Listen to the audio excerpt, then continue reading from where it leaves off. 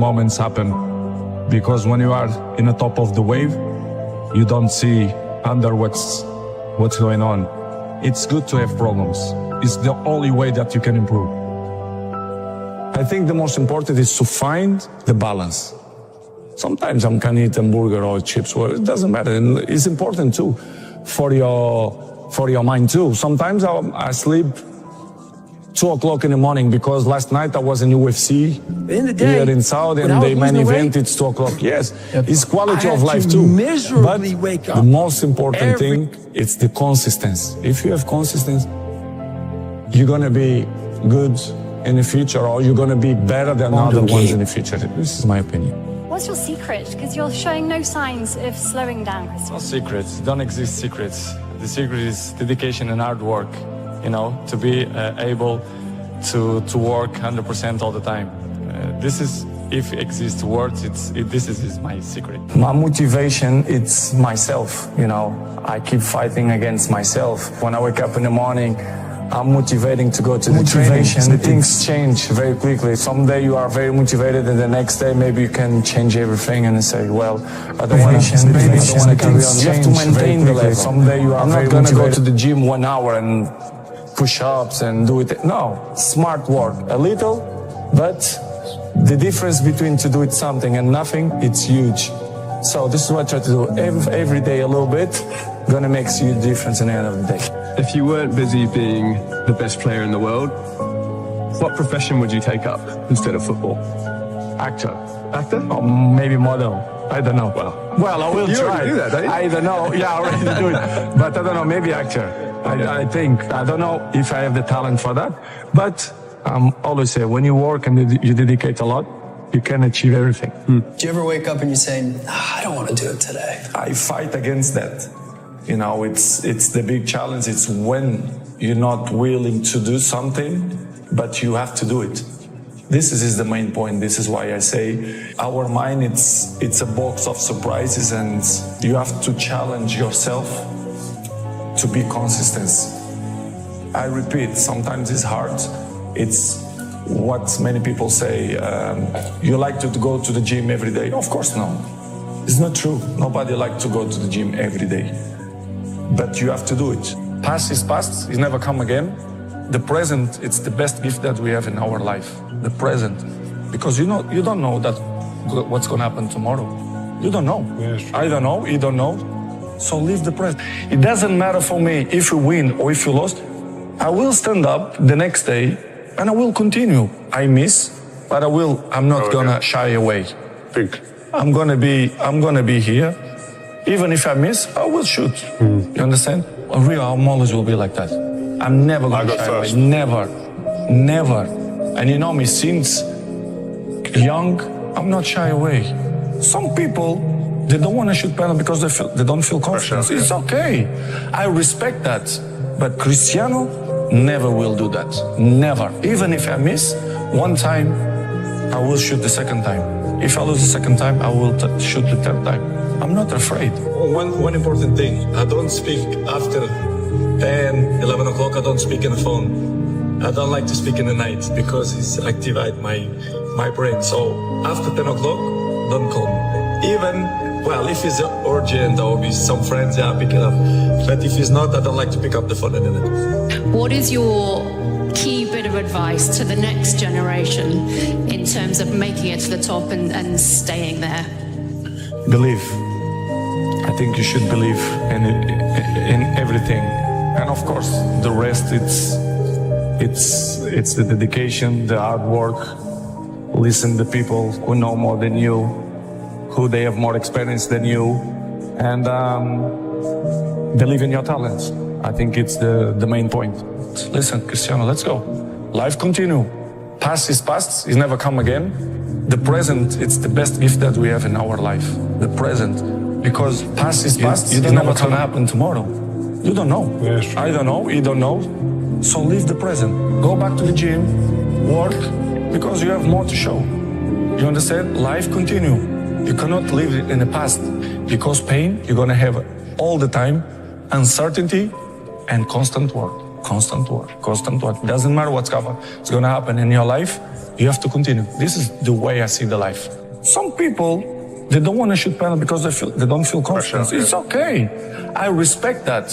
But Cristiano never will do that. Never. Even if I miss one time, I will shoot the second time. If I lose the second time, I will shoot the third time. I'm not afraid. I think he will be bigger than me. Let's see if he has the same anger.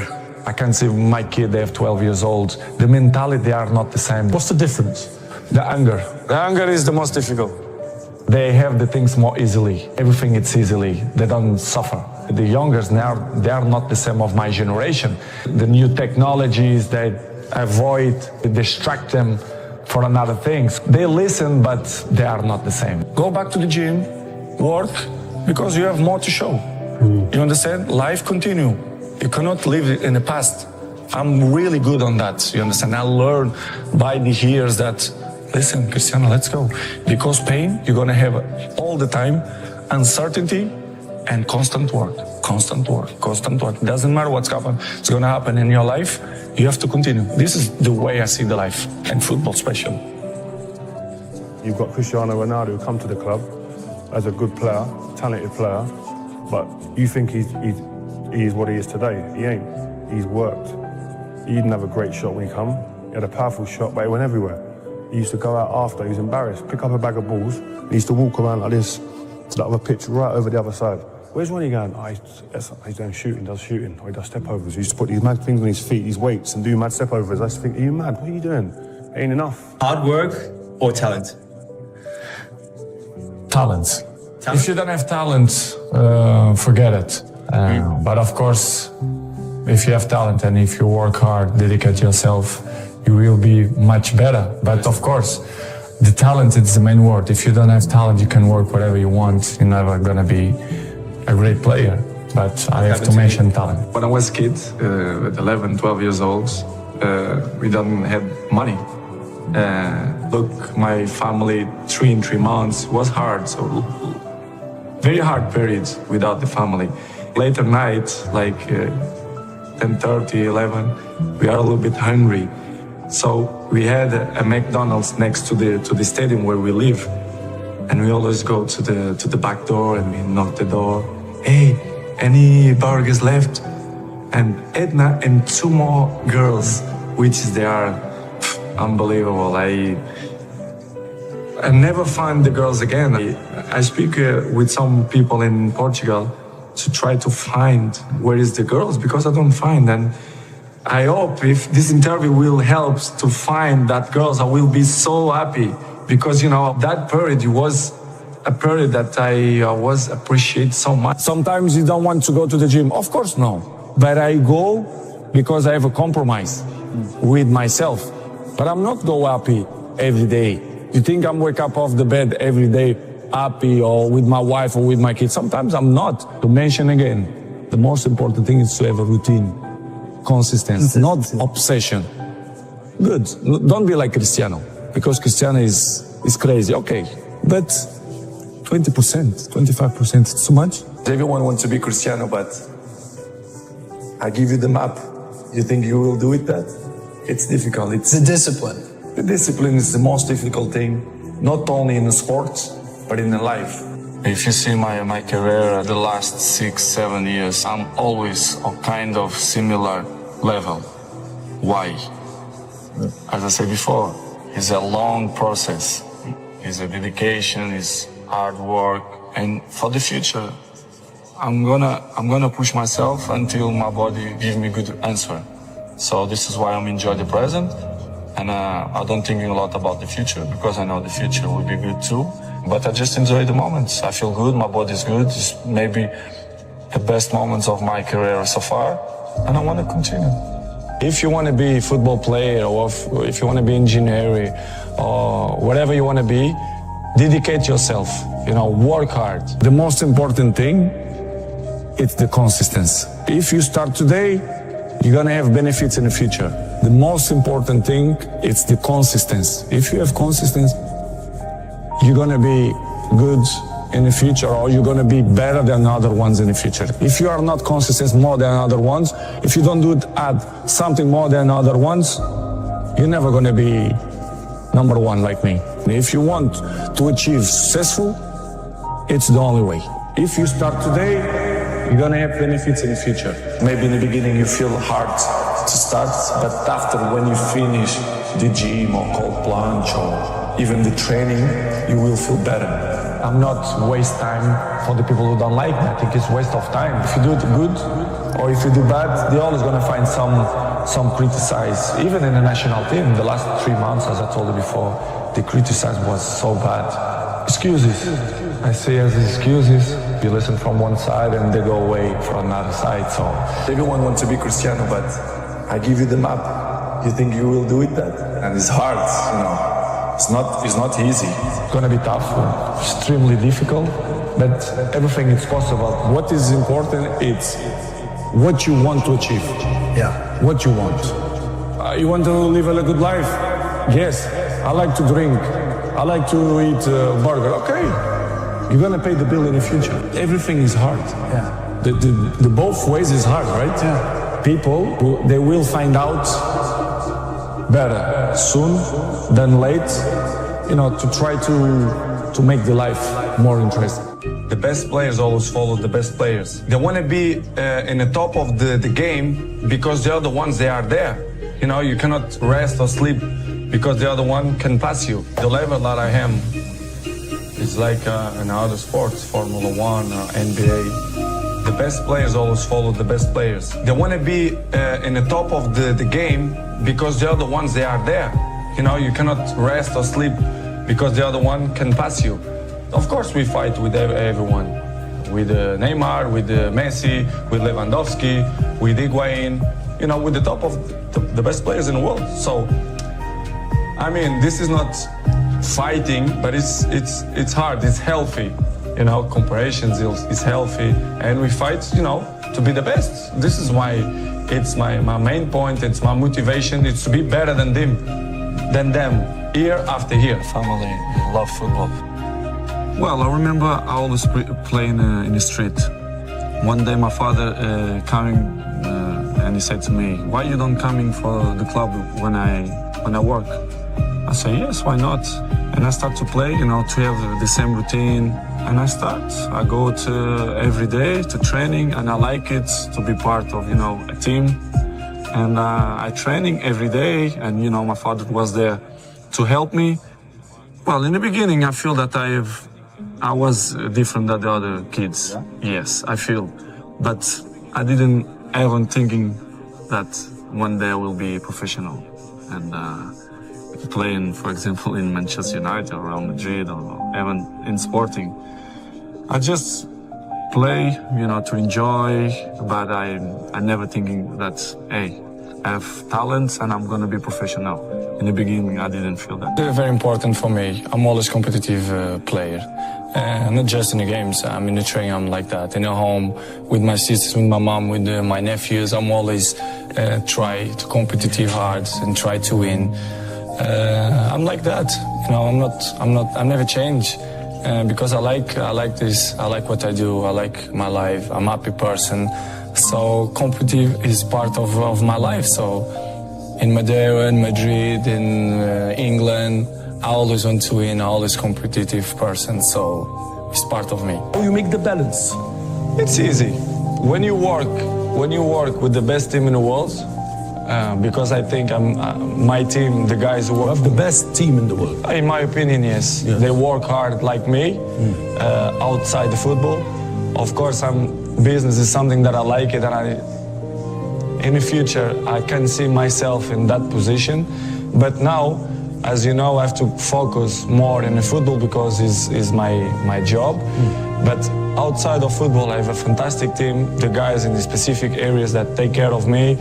And I'm so blessed for that, and I feel, of course, happy for that because I have an unbelievable team. Do you look to the spreadsheets yourselves? do you go to to ask the managers how business is going, or you are? Of course, I like to know. Yeah, you do. Yes, it's important, and it's, you know, when something have your name, I think you should have interesting to know all the things going on. So. Not all about my shoes, but all the products, as you say, the hotels, blankets. Nike product. Very nice blanket. The blanket. I got one, yes. The headphone, many things we have. So, of course, we are in the control. As I said before, I have a fantastic team that they give me the information about everything. I'm not 100% worry what the things going on because I trust in my people. So this is why we have a fantastic team. And of course, I'm so happy with my team too. The people really don't know you. Who is the people to judge something that they don't know? Of course, it's something that I don't like, but I have to live with that. I cannot change my personality. I cannot change my character. I cannot change my education. You know, I respect the people, but of course I don't agree because the real people who know me, he knows who is Cristiano, you understand? So I cannot change the mind of the other people. Maybe sometimes in the pitch, I show something that the people don't want or don't like, but this is my kind of way to thinking because I'm an ambitious person. I don't smile a lot in the pitch because I try to be focused, but in one point, I really understand some people because, you know, in a life we have always the people who judge us. But I think sometimes this is not fair, but, you know, we have to live with that. I have to work. I try to do it almost every day. This is why I'm in a top level many years. I think it's not by coincidence. It's because I do it extra outside the pitch. When I'm 12 years old, most of the people told me, Cristiano, you are a very good talent player, but you are very skinny, very slim. And I put it in my mind, the body we can improve. We can improve. You got gym, dedication and hard work, you can improve. So I'm improving myself. Athleticism means a lot. For me, I think the small details in the hands gonna make a huge difference to compare with the other players. So I think it's very important to do this kind of work. And I think it's going well on me. This is why I'm in good shape almost all the year. And I want to carry on like that because it's helped me a lot. It's part of me. I'm not doing that kind of work because I have to. It's because it's part of me. Believe and follow his dreams, work hard. Many important people and people who I respect a lot, especially my dad and my mom, always give me, you should respect, if you want respect, you should respect the other people. And this is what I always put in my mind. If you see my career at the last 6-7 years, I'm always a kind of similar level. Why? As I said before, it's a long process. It's a dedication, it's hard work. And for the future, I will try to maintain the same. I'm gonna push myself until my body give me good answer.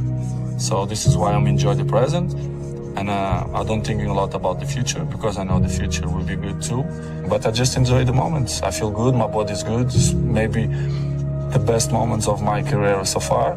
And I want to continue. When you was in Manchester, I saw you knew you wasn't complete. What did you do? What was you doing when everybody go inside, finish training? What was you doing? I learn and to be better and better. To be around the best players in the world.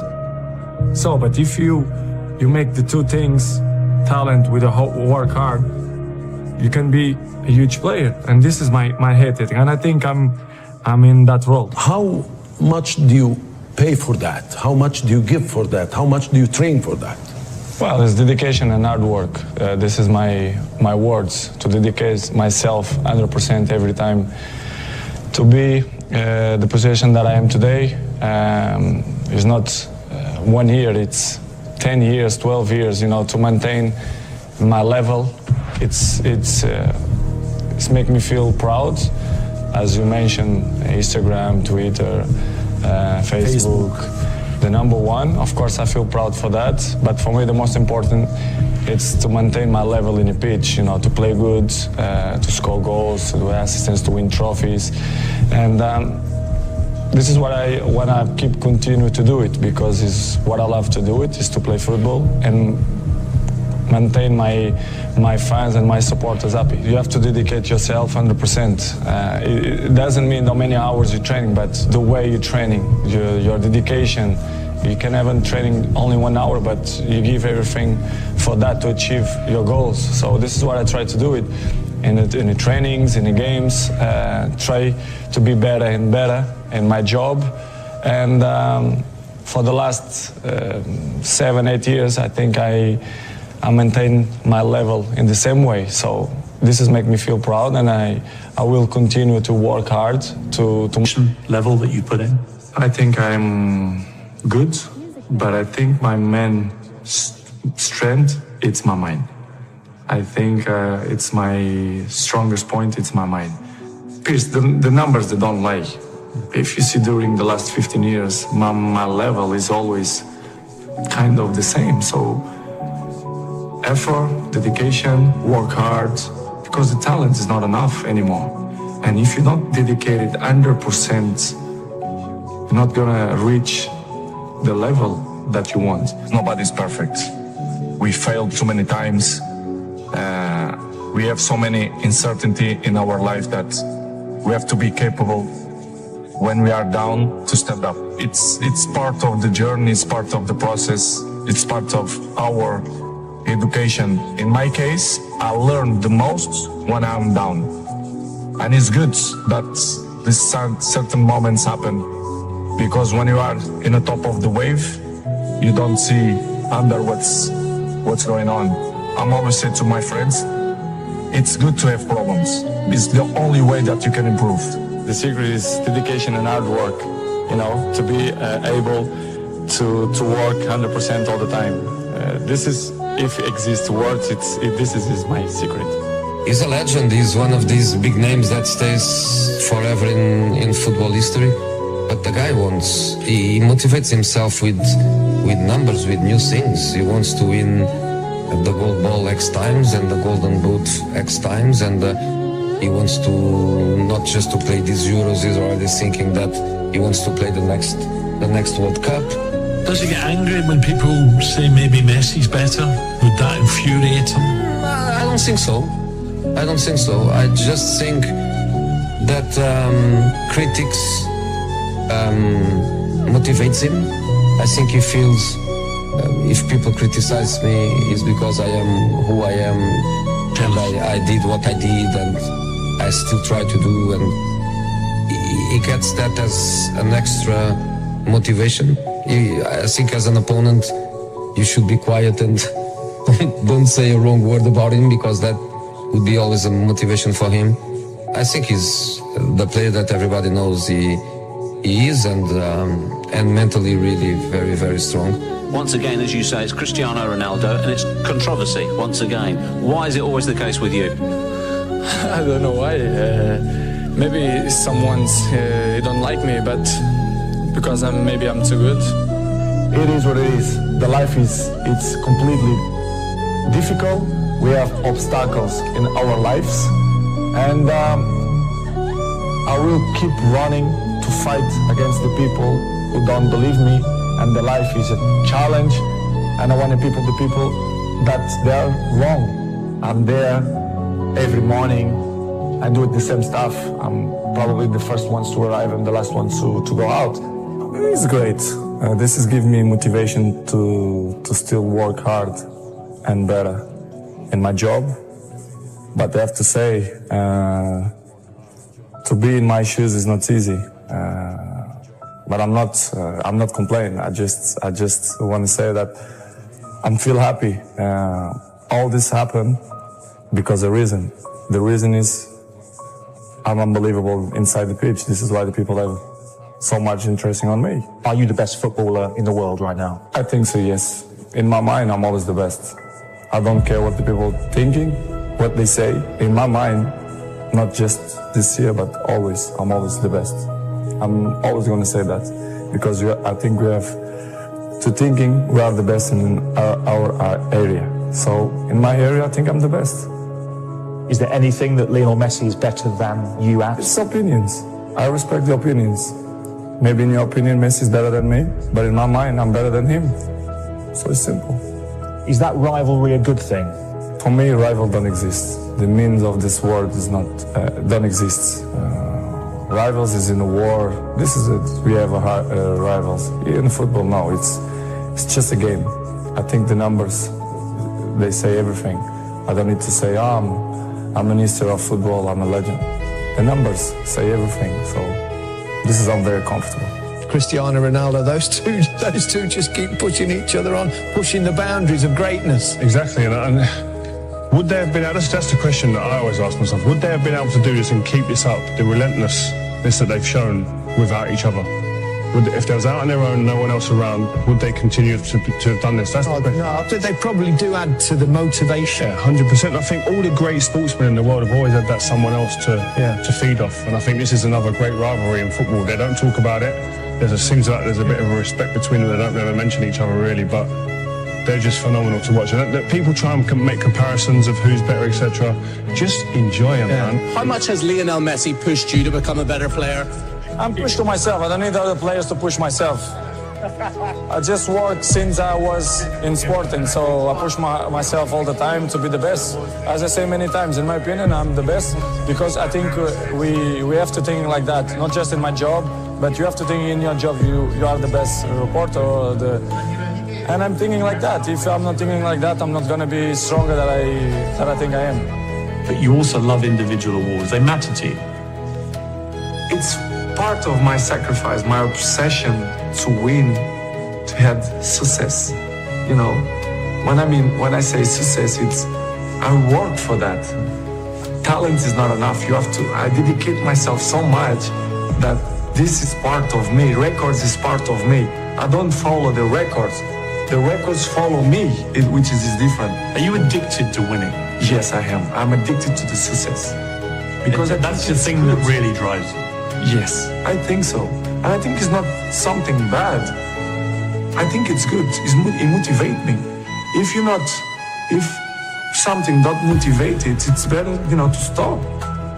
We shared this stage 15 years, me and him. I don't know if it's ever happened in football. The same two guys in the same stage all the time. So it's not easy, as you know. And of course, we have a good relationship. We have that battle the last 15 years, which is good. He pushed me and I push him as well.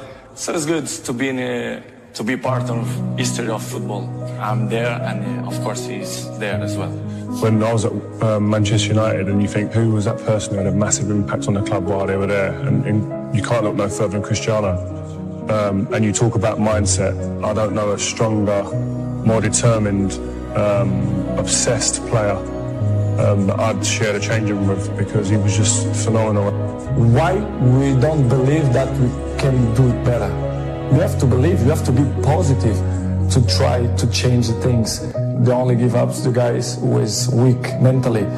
This is why I mentioned in the beginning, you here, you have to implant that in your mind that we are capable to change things.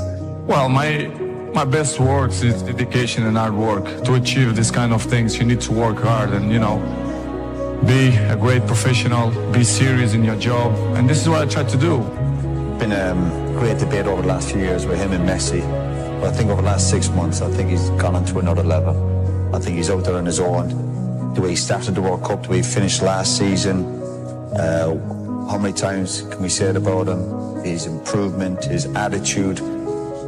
And I think a lot of it is not natural ability for Ronaldo. As brilliant as he is, I think it's just sheer hard work, determination, desire, courage. He's got a lot of courage, wants to get in there, he's brave.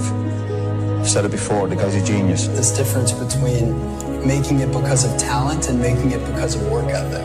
You said to me you felt like an enormous percentage of your success has come from work ethic, and that there's sort of an unfair perception maybe of you of just being hyper talented, and that's where all the success comes from. To be honest, I think both have to work in the same time, because talent without work is nothing, and work without talent is nothing too. So I think the both mix up. And of course I have two. I'm not will say that I have more one than the other one, because if you see my whole career for the last 20 years, my level was high. And this is, as you can know, it's really tough. Not only in a football, but in any area. If you are top for 20 years is unbelievable. My biggest motivation is to carry on, to still enjoy, to make people happy, to make my family happy. So for me, I have both talent and work ethic. But the fact is that he has shown that it's not just ability, it is hard work, and he seems to be getting the fruits of all the hard work that he's put in down the years. He looks like somebody who will not put anything that's not going to benefit him inside his body. For example, you arrive home, you had a lunch, you do it a quick nap, and you wake up, you play with your kids, and I have to go to the gym at least 30, 40 minutes, but this will make the difference in the end of the day, you understand? If you not do that work, you miss one. The next day, it's 2 sessions that you lost, and I know in the end of the day, in the hand, they're gonna make a huge difference. This is why I'm 34, and I look 28. Every year is a challenge for me to be better than last year. So I know it's tough. Last year was amazing. 2 years ago was amazing too. So my job is to continue to work hard and dedicate myself 100% in my job and win trophies, collective and individual too. He said, let's go, and having a lunch after training. Go to his house, he was few people on the table. I look at it, it was just some salad, plain white chicken, no juice, just water. So we have a food, quickly a lunch, and after that, he said, let's go in the garden and play 2-touch. I said, Cristiano, we just finished. So we go playing 2-touch. After that, let's go for a swim. After that, let's have a sauna, jacuzzi. I was like, Cristiano, why we didn't stay at the training ground? So that's why I say Cristiano deserves everything he got right now. So I'm really happy for him, and he deserves. He deserves because he works so hard and he's a machine. Rio beat him in front of everyone, so we screamed, and Cristiano was so angry. He sent his cousin by a tennis table. After 2 weeks, he back, and he beat Rio in front of all of us. So that's Cristiano Ronaldo. He don't want to lose any game. The discipline is the most difficult thing, not only in the sport, but in the life. I give you the map. You are willing to do that? Yeah. It's the main point, because everyone wants to be Cristiano. It's the consistency. If you start today, you're gonna have benefits in the future. The most important thing is the consistency. If you have consistency, you're gonna be good in the future, or you're gonna be better than other ones in the future. If you are not consistent more than other ones, if you don't add something more than other ones, you're never gonna be number one like me. If you want to achieve successful, it's the only way. Go back to the gym, work, because you have more to show. You understand? Life continue. You cannot live in the past. I'm really good on that. You understand? I learned by the years that, listen, Cristiano, let's go. Because pain, you're gonna have all the time, uncertainty and constant work. Constant work, constant work. It doesn't matter what's happening. It's gonna happen in your life. You have to continue. This is the way I see the life, and football special. The level that I am is like in other sports, Formula 1, NBA. The best players always follow the best players. They want to be in the top of the game because the other ones, they are there. You cannot rest or sleep because the other one can pass you. Of course, we fight with everyone. With Neymar, with Messi, with Lewandowski, with Higuain, with the top of the best players in the world. So, this is not fighting, but it's hard, it's healthy.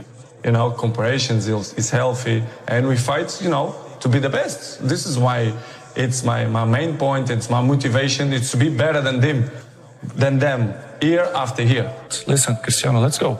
Life continue. Past is past, it's never come again.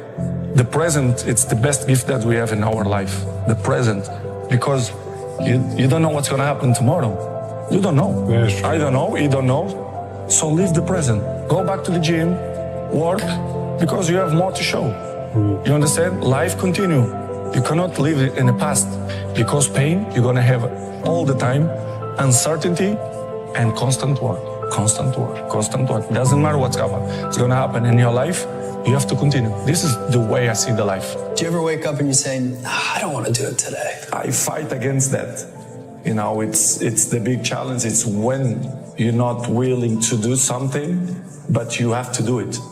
This is the main point. This is why I say our mind, it's a box of surprises, and you have to challenge yourself to be consistent. I repeat, sometimes it's hard. It's what many people say, you like to go to the gym every day. Of course, no.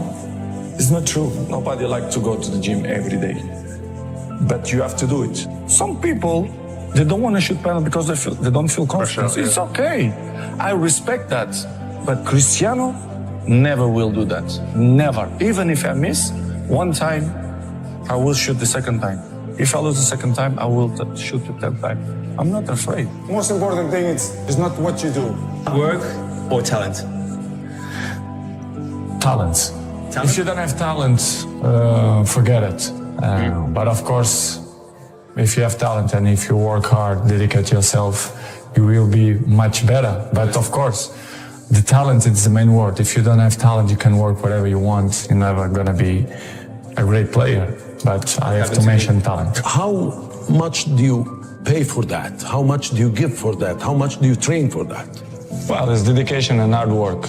This is my words, to dedicate myself 100% every time to be the position that I am today. It's not 1 year, it's 10 years, 12 years, you know, to maintain my level. It's making me feel proud. As you mentioned, Instagram, Twitter, Facebook, the number one. Of course, I feel proud for that. But for me, the most important, it's to maintain my level in the pitch, you know, to play good, to score goals, to do assistance, to win trophies. And this is what I keep continuing to do it, because it's what I love to do it, is to play football and maintain my fans and my supporters happy. You have to dedicate yourself 100%. It doesn't mean how many hours you're training, but the way you're training, your dedication. You can have a training only 1 hour, but you give everything for that to achieve your goals. So this is what I try to do it in the trainings, in the games. Try to be better and better in my job. And for the last 7-8 years, I think I maintain my level in the same way. So this is make me feel proud, and I will continue to work hard to maintain that level. When you was in Manchester, I saw you knew you wasn't complete. What did you do? What was you doing when everybody go inside, finish training? What was you doing? I learn to be better and better, to be around the best players in the world. So, but if you make the two things, talent with work hard, you can be a huge player. And this is my head thing. And I think I'm in that role. How you make the balance? It's easy.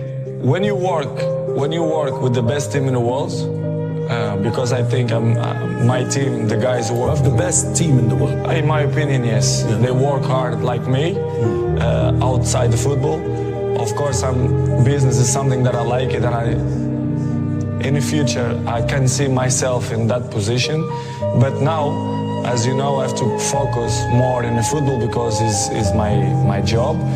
But outside of football, I have a fantastic team, the guys in the specific areas that take care of me. And I'm so blessed for that, and I feel, of course, happy for that, because I have an unbelievable team. Do you look to the spreadsheets yourself? do you go to ask the managers how business is going, or you are concerned? Of course, I like to know. Yeah, you do. Yes, it's important, and it's, you know, when something have your name, I think you should have interesting to know all the things going on. So not all about my shoes, but all the products, as you say, the hotels, blankets, the Nike product. Very nice blanket. The blanket. I got one, yes. The headphones, many things we have. So, of course, we are in the control. As I said before, I have a fantastic team that they give me the information about everything. I'm not 100% worry what the things going on because I trust in my people. So this is why we have a fantastic team, and of course I'm so happy with my team too. What would you say has been your greatest achievement so far, on and off the pitch actually? Inside the pitch? Yeah. Inside the pitch is always, the most important is to win trophies. Because we work 10, 11 months. If you don't win nothing, it's empty, you know? And I like to win trophies, collective and individual, because I work hard for that. Outside the pitch, it's to have the family that I have and the friends that I have, and try to be the most happy person in the world. How to be number one, how to achieve all your goals. Tell them the secret. Please try to motivate the children and the youth. Well, don't exist secret here. The secrets don't exist. Exist hard work, dedication, be obsessed to be something in a life, and follow their dreams. I think if you want to be a football player, or if you want to be engineer, or whatever you want to be, dedicate yourself, you know, work hard, you know, and believe in you. I think this is the main words, not just a kid want to be a Cristiano Ronaldo, but anything it can be, you know, work hard. I think it's the main work and the dream, to believe in that everything is possible in a life. I love football. Well, I remember I always playing in the street. One day my father coming and he said to me, "Why you don't coming for the club when I work?" I say, "Yes, why not?" And I start to play, you know, to have the same routine. And I go to every day to training, and I like it to be part of, you know, a team. And I training every day, and, you know, my father was there to help me. Well, in the beginning, I feel that I was different than the other kids. Yeah? Yes, I feel. But I didn't ever thinking that one day I will be a professional. And playing, for example, in Manchester United or Real Madrid or even in Sporting. I just play, you know, to enjoy, but I never thinking that, hey, I have talents and I'm going to be professional. In the beginning, I didn't feel that. Very important for me. I'm always a competitive player. Not just in the games, I'm in the training, I'm like that. In the home, with my sisters, with my mom, with my nephews, I'm always try to competitive hard and try to win. I'm like that. You know, I never change. Because I like this, I like what I do, I like my life, I'm a happy person. So competitive is part of my life. So in Madeira, in Madrid, in England, I always want to win, I'm always competitive person, so it's part of me. Why make the move from Manchester United to Real Madrid when you did? I think everything have a beginning and end, and everything. So what I did in Manchester is completely finished because I win almost everything there. So I always strive for a new challenge. This is what I try to do, to move Manchester from Madrid. It's not about the contract. It's about new challenge, my family too, close to my family, different weather, the language, everything. And the most important things, what I move is a challenge.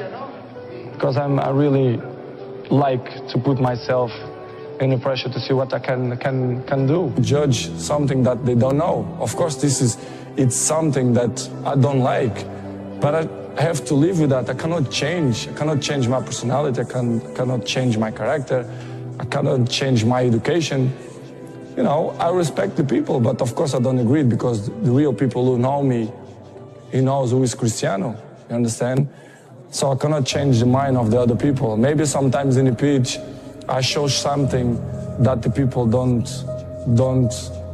want or don't like. But this is my kind of way to thinking, because I'm an ambitious person. I don't smile a lot in the pitch because I try to be focused.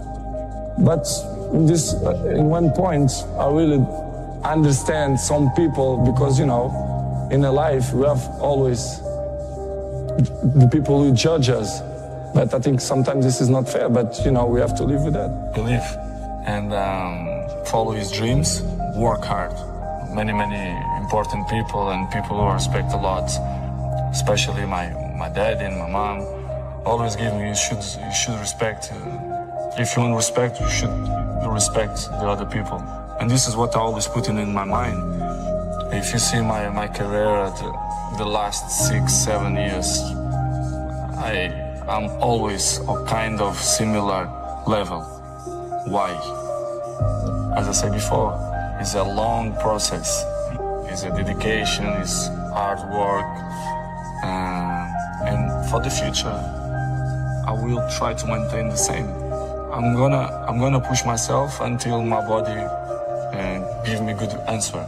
So this is why I'm enjoying the present, and I don't think a lot about the future because I know the future will be good too. But I just enjoy the moments. I feel good, my body's good. It's maybe the best moments of my career so far, and I want to continue. Do you think what makes you different to the others, to the next rung on the ladder, if you like, of very good players, is the dedication level that you put in? I think I'm good, but I think my main strength, it's my mind. I think it's my strongest point, it's my mind. Pierce, the numbers, they don't lie. If you see during the last 15 years, my level is always kind of the same. So effort, dedication, work hard, because the talent is not enough anymore. And if you don't dedicate it 100%, you're not gonna reach the level that you want. Talent without work is nothing, and work without talent is nothing too. So I think the both mix up. And of course I have two. I'm not will say that I have more one than the other one, because if you see my whole career for the last 20 years, my level was high, and this is, as you can know, it's really tough. Not only in a football, but in any area. If you are top for 20 years, is unbelievable. And I do that, and I continue to do that. For me, it's a big achievement, and my biggest motivation is to carry on, to still enjoy, to make people happy, to make my family happy. So for me, I have both talent and work ethic. The discipline of Cristiano, the discipline is unbelievable. I never see this. The discipline is in another level. I see professional football players, professional, like Zlatan. They all, like a lot of players, they're very professional. They come early, they do all the recoveries and stuff like that. But someone that been there every single day and don't stop, that's Cristiano. That's Cristiano. Cristiano is every day. You know, some days you can like, oh, I'm okay, he doesn't miss one day. He's disciplined. No, it's like he's a professional. You're a professional. But the discipline to do it every single day, non-stop. The young boy came to my office, and it was a Tuesday, and he says, "Boss, can I have Friday off?" And I said, "Why do you want Friday off?" He said, "My mother's died." And I went, "Oh, of course, son." Yeah. From that moment on, if a player came to me and says, "I want tomorrow off," I said, "Yeah, can I help you?" You know, in the case of Cristiano, I knew his father was ill, I knew he was in hospital, and it was important for him to be there. You know, it didn't matter the football club. Yeah. You've got to understand, there's some of the things that are bigger than the football club. Yeah. And family is definitely one of them, without question. Especially when I remember the thing that I have more in my memory is the time when my father was sick in hospital. And we had a tough moment of the season because we had important games in the Champions League, in the league. And I say, "Coach, I need to go to see my daddy." And I was a key player. I was a very important player. And he said, "Listen, your family is the most important that you have in life. If you want to go 3 days, 4 days, 5 days, you can go." These moments is what I keep for me because it was the most important moments in my life. And he shared with me. This is why I respect him. And for me, is the best coach I ever had. Since that first couple of years of Cristiano, when he was frustrating, did you always think that he would get to the level that he did? Absolutely. Well, his game, he was amazing, the kid. Even though he's 17, he's come up for 18, of course, but he was amazing. But, you know, we had all that prepared to bring him to the club. But it was going to be the next year, that was the arrangement. Yeah. And Carlos Queiroz organised it with the Sporting Lisbon people. But then he would come into the first team, and he's a sensation. And immediately, Real Madrid, Arsenal were all hovering and went to move quickly. Unfortunately, got me in the little room after the game, said to him, "Why don't you come back in the plane with us?" He's doing all money. The next day, we got a private plane, brought him, his mother, and his sister, and his brother, and his lawyer over, and he signed. How many people in the world do you completely trust? Completely, 100%. I'm not gonna say names because I think it's not fair. But I will say 4%. 4, yes. 100% trust, 4%. Wow. I have a very close friends, family, but who I trust 100%, maybe 4%. 100%. Moved me to his office. He said, "Patrice, Cristiano Ronaldo, I agree, 99% to come back. And Gareth Bale, he needed 200 million, and the club refused to give him those 200 million, and now they spend billion." And what year was that? 2013. I remember when I get out of his office, I was like, Cristiano is back. Gareth Bale. You know, we're back in business after winning the title and everything. Imagine those two. Imagine. So that's what he said. He said, "I need to win more Champions League." Then one morning, I come back in the training ground. I arrive in the dressing room. For the first time, I see the gaffer with his normal clothes, not the training kit. I say, "Oh." He said, "Okay, guys, I'm going to resign." I made the decision. Wow. Because my wife lost a sister. He said things like that. "I know I'm letting you down, but this is a personal matter." And he just went back in his office. A goal with the bicycle like this one.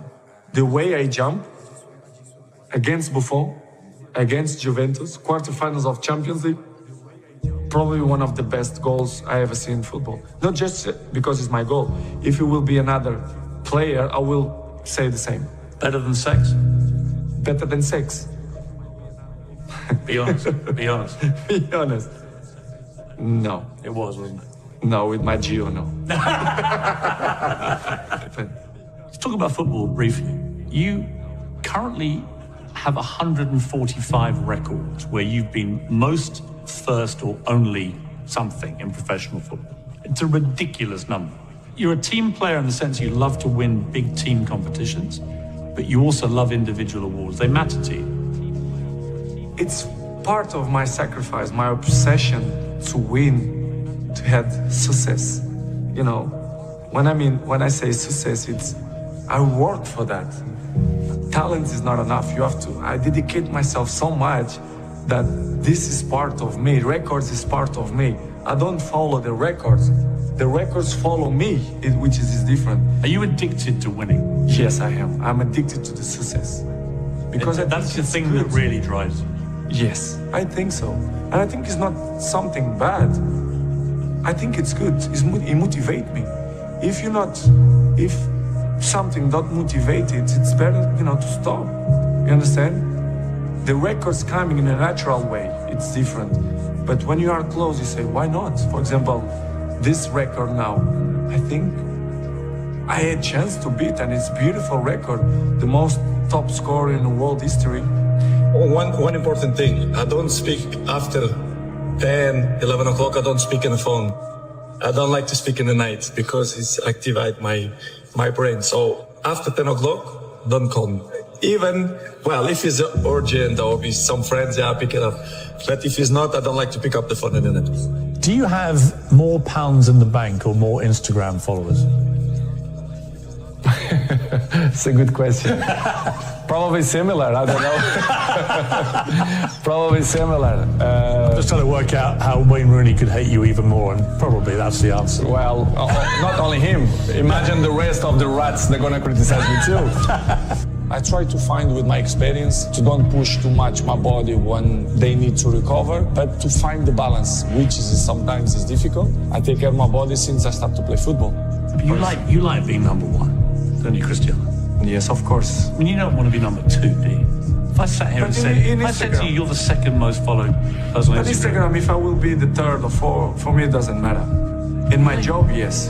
In my job, yes. I want to be the number one. Fame is a very double-edged sword, isn't it? You know, I know that part of you, I can tell, loves the attention, the adulation, the fame. Being Cristiano Ronaldo must be, for a lot of the time, incredible. Cristiano, let me start just by asking you, why are you doing this interview with me? Because I think it's the time to say something. And because I like you. As simple as that. Well, don't say that in public. Well, I like you too, and I appreciate it, because I think that you've had to sustain a lot of criticism this year in particular, probably more than at any stage in your career. And I think it's time to set the record straight and to clear up a few things, not least, I suspect, for the fans of Manchester United. You must be wondering what the hell's been going on. Oh, as I say many times, the fans, I'm always gonna say good about them. They are the most important things in the football. You play for them. Passes. It's good for me. I feel very confident in the game, and I play 19 minutes, and I think I play very well. And was the culmination of that dream, I think it was just a few days later, they said, we want to sign him. After the game, I speak. I listen to what speak with my agent, and he showed very interesting for me, and I'm very happy, and I say, oh, it's amazing. And the people brought me for England to show the academy, show me the club, and of course I say yes because it's an amazing club. It's different. It's top class, top club. You know the story that a few of the United players said to the boss afterwards, you've got to sign him. He destroyed us. He was fantastic. Have they ever said anything to you about that, the players? Yeah, someone tell me. Of course, when the players speak about you good and say, you need to work this player for England. It's amazing because the players, like the football, they like the good players, and the situation it's good because if you play there, you need to buy this player. It's a good for Manchester. He's a Manchester United player, and when the people say this, of course I feel very good and feel very proud. I think the most important is to find the balance. Sometimes I can eat a burger or chips, or it doesn't matter. And it's important too for your mind too. Sometimes I sleep 2 o'clock in the morning because last night I was in UFC here in Saudi, and the main event it's 2 o'clock. Yes, it's quality of life too. But the most important thing it's the consistency. If you have consistency, you're gonna be good in the future, or you're gonna be better than other ones in the future. This is my opinion. My motivation, it's myself, I keep fighting against myself. When I wake up in the morning, I'm motivating to go to the training. I'm my own medic, my own doctor. I am my mental coach, my nutritionist, my doctor. If you do the right things, you're gonna be better than other persons. For example, I take sun now, take 20 minutes, and I know it's gonna help me. The sun is good for the body. Of course, if I will be here all day, I will be with wrinkles, will be bad. But 30 minutes, and I feel good. With 36, I'm still here.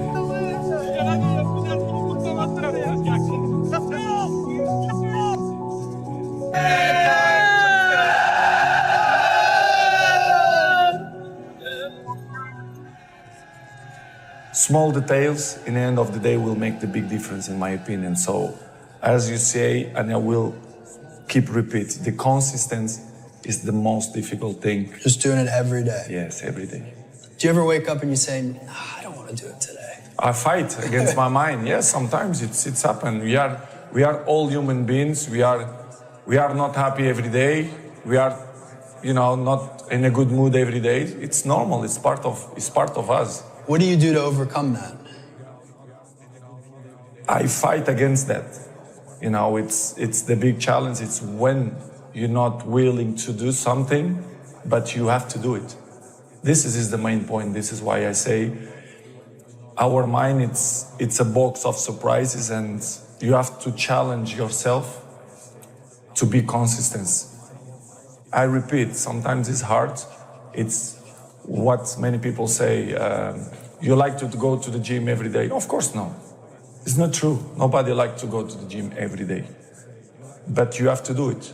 Probably yes, because your mental strength is coming from that moments, that in a hard moments, you know you should do it. So, and I do it because after that, maybe in the beginning you feel hard to start, but after when you finish the gym or cold plunge or even the training, you will feel better. What would you say to a young person today who felt that they were predetermined to be a certain way? You've already quit. If you've accepted that where you are is where you're going to be, you've already lost. And there's no power in that. There's no power in that. That's like staying right here. You're not popping the clutch. You're not going forward. You've made a choice to just stay here. And that's your responsibility. And I'm not saying it's going to be easy. I'm not saying there are not challenges, problems, obstacles, issues, fears. But when you quit right here, you're right. This is where you're going to be. You never quit. Quitting is not an option. Hey. Don't ever let somebody tell you you can't do something. Not even me. All right? All right. You got a dream, you got to protect it. People can't do something themselves. They want to tell you you can't do it.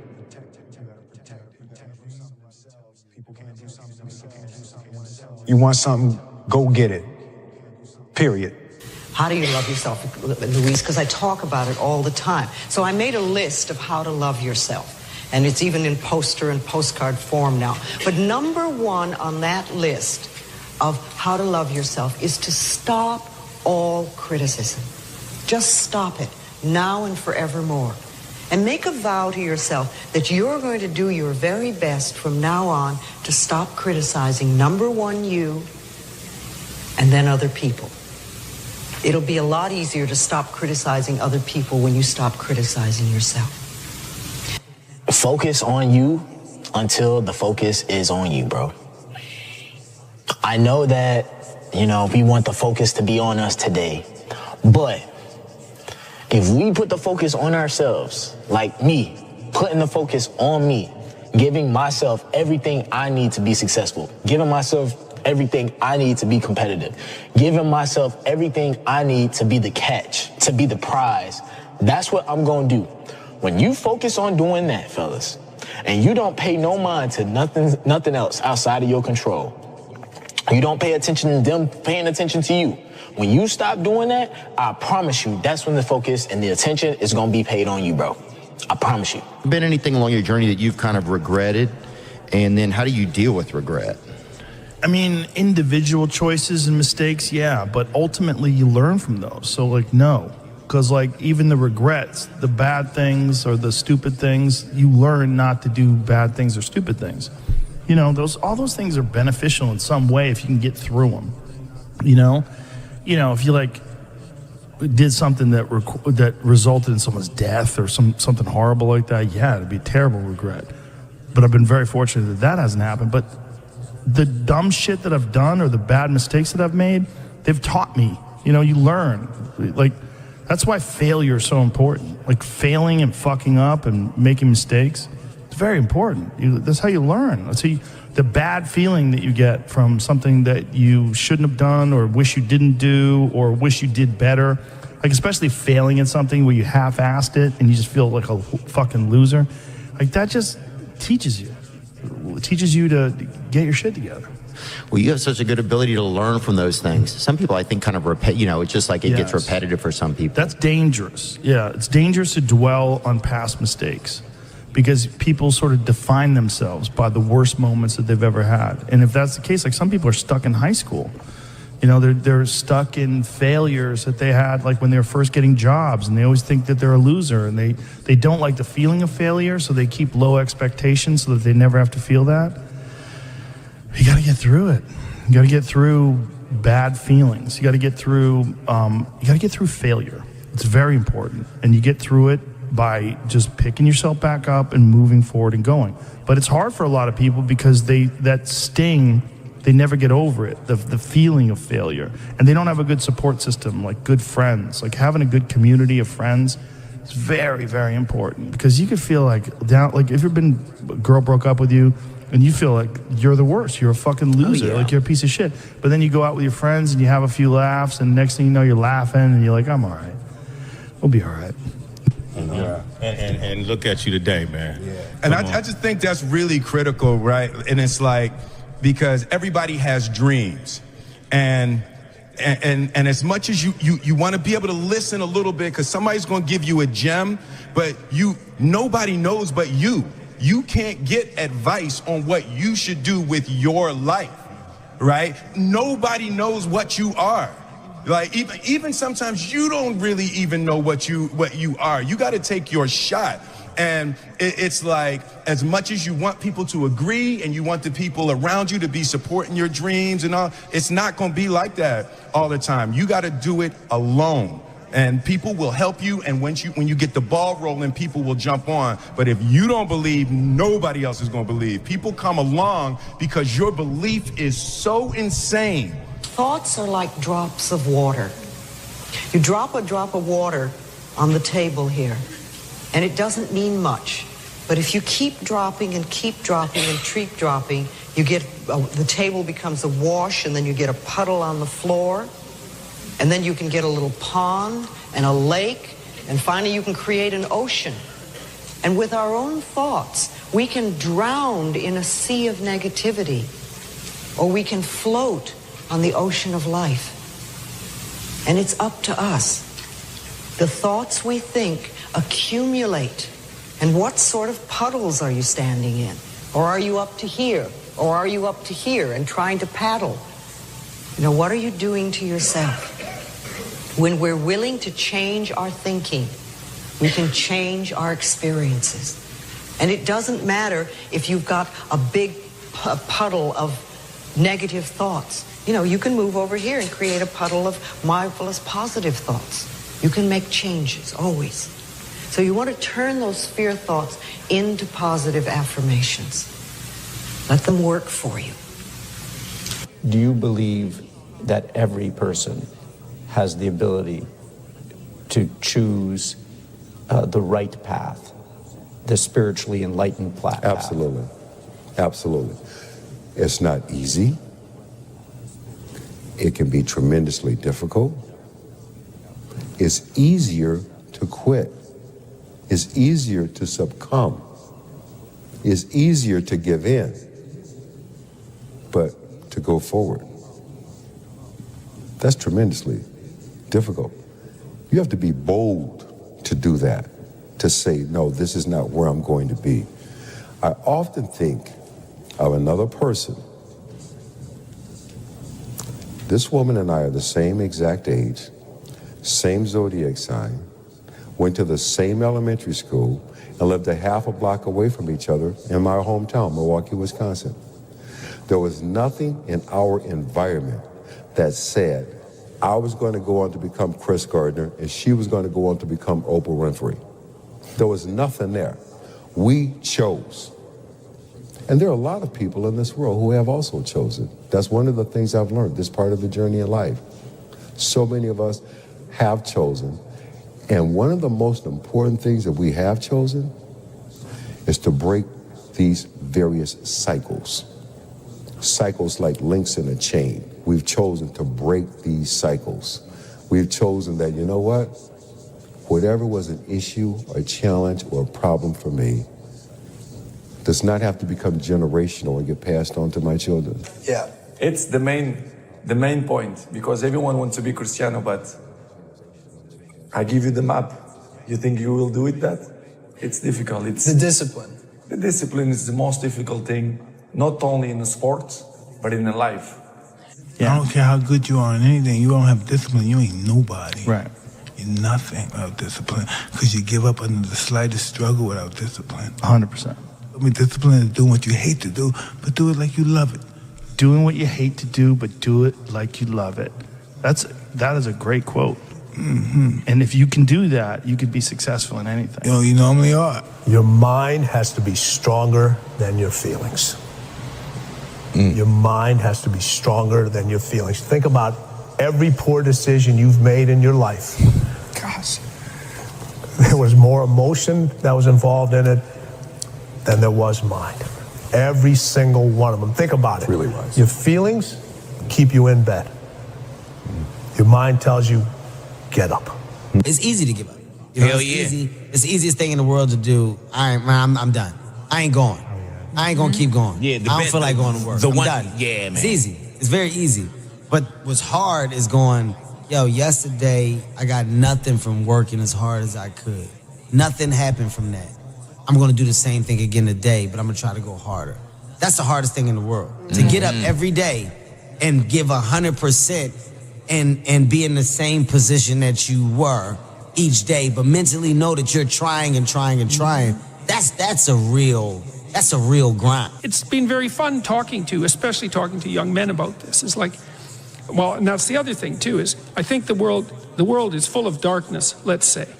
And we could say each of us have a little bit of light. And if we release that light, if we let it shine properly, Christ, it's too cliched to go on with in some sense, but the world is a lesser place if you do not reveal from within yourself what you have to reveal. And the fact that the world is a lesser place actually turns out not to be trivial. Like if you aren't everything you could be, more people will die, more people will suffer, more evil will be unconstrained, more tyranny will reign, more chaos will remain chaotic and dangerous, all of that. Do you mean this in the sense of like the old proverb of the wings of a butterfly fluttering become a hurricane? It's something similar to that, but it can even be more local. It's like your family is more messed up than it could be if you were less messed up than you are. Right. So if you just got your act together, like 10% more, your family would be 1% better. Right. It's like, well, do it. And that would ripple off into the people that they interact with. Yes, and ripple, that's the other thing that's so cool, is that like people think, well, there's 7 billion of us, and each of us is just this separate dust mote, like floating in the cosmos, and what the hell difference does it make what you do anyways?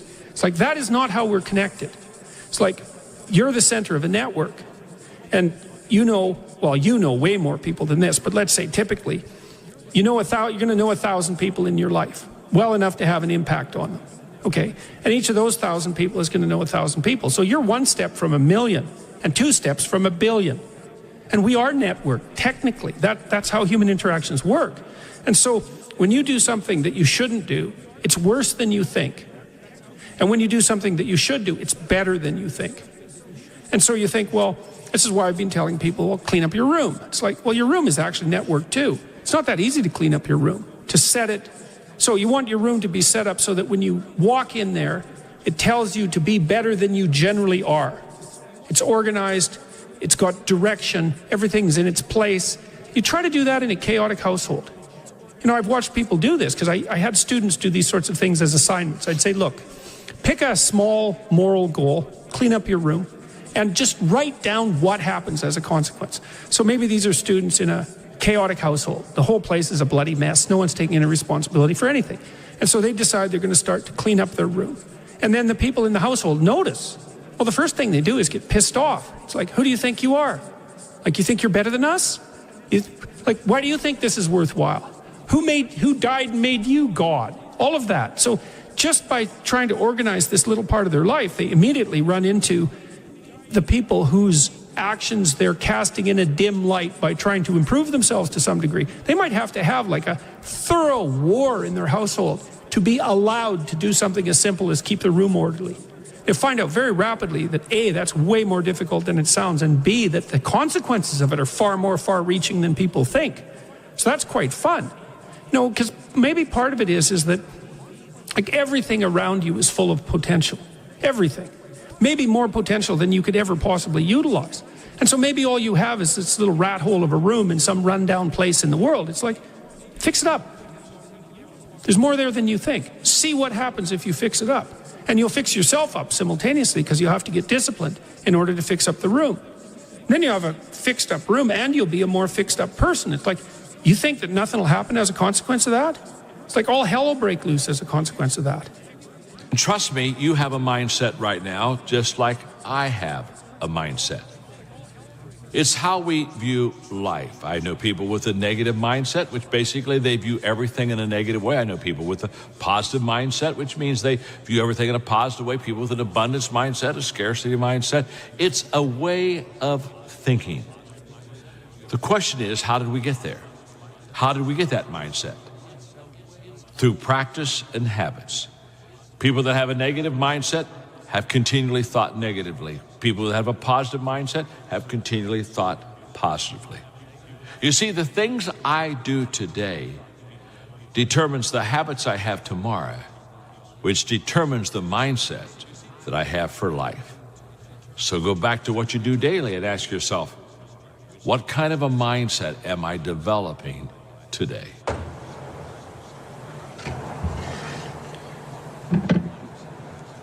Okay, y'all ready for a lecture?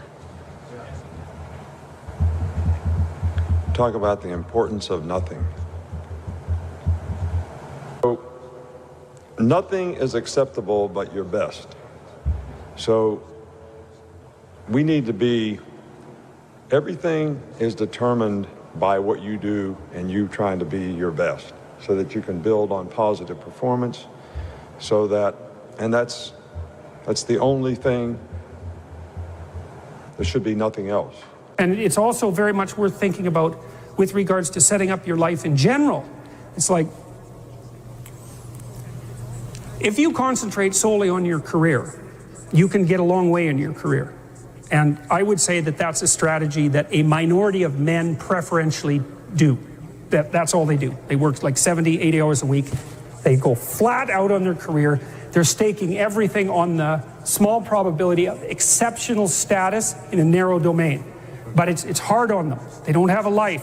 It's very difficult for them to have a family. They don't know how to take any leisure activity. Like, they get very one-dimensional. Now, it may be that unidimensionality is the price you have to pay to be exceptional at one thing, right? Because if you're going to be something like a genius-level mathematician and you want to do that or a scientist, say, it's like, you're in your lab all the time, you're working 70 hours a week or 80 hours a week, you're smart, you're dedicated, you're unidimensional, and that's how you get to beat all the other people who are doing that. It's the only way. But the problem is you don't get a life.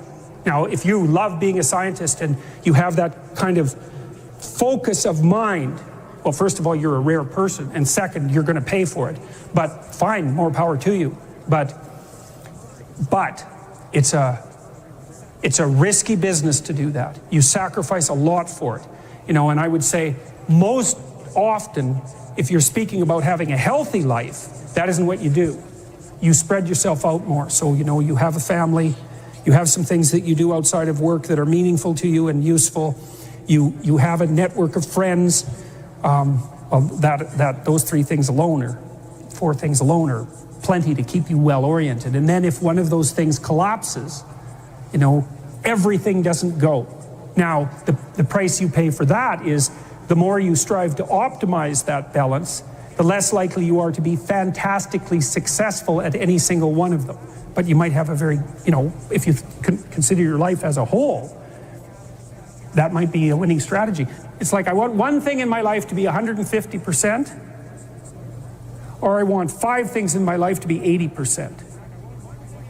Well, there's a lot more richness in a life where you have 5 things operating at 80%, but you're not operating at any of them at 150%. So, and I really believe this. I really don't have regrets. I am a person that says, as soon as you look back in your history and you come up with something that you feel like you want to change, something else has to change. So. What about your biggest disappointment? Once again, that's the same analogy. You know, disappointment to me, to win, you got to lose.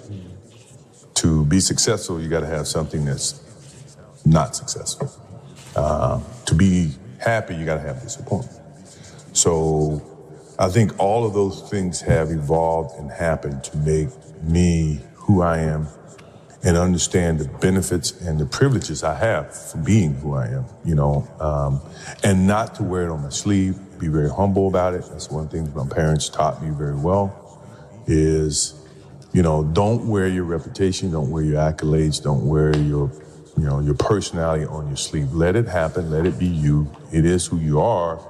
Don't hide from it, but don't wear it and rub it in people's face. You talk about performance without a purpose. Mm-hmm. What's that? So, like, for instance, let's say you have no races. Let's say you have no classes, no nothing. There's no purpose in your life. You know, people need to have purpose to get up. They need purpose to perform.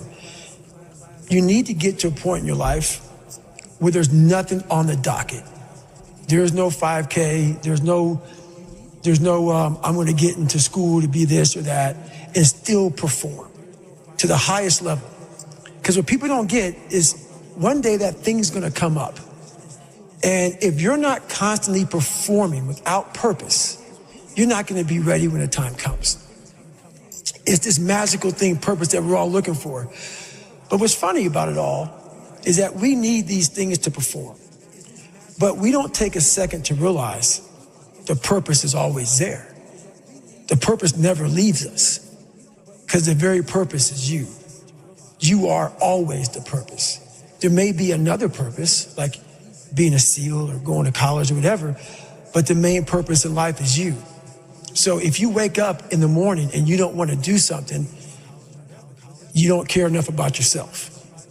And that's what you need to really research is, man, why am I not doing this for myself? Because that is the number one purpose in life, is to better oneself.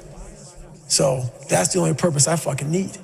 So the reason I get up every day, even though there's no race or there's no school, or there's nothing in front of me, is because I have pride in myself. The key to being successful is planting. You've got to plant.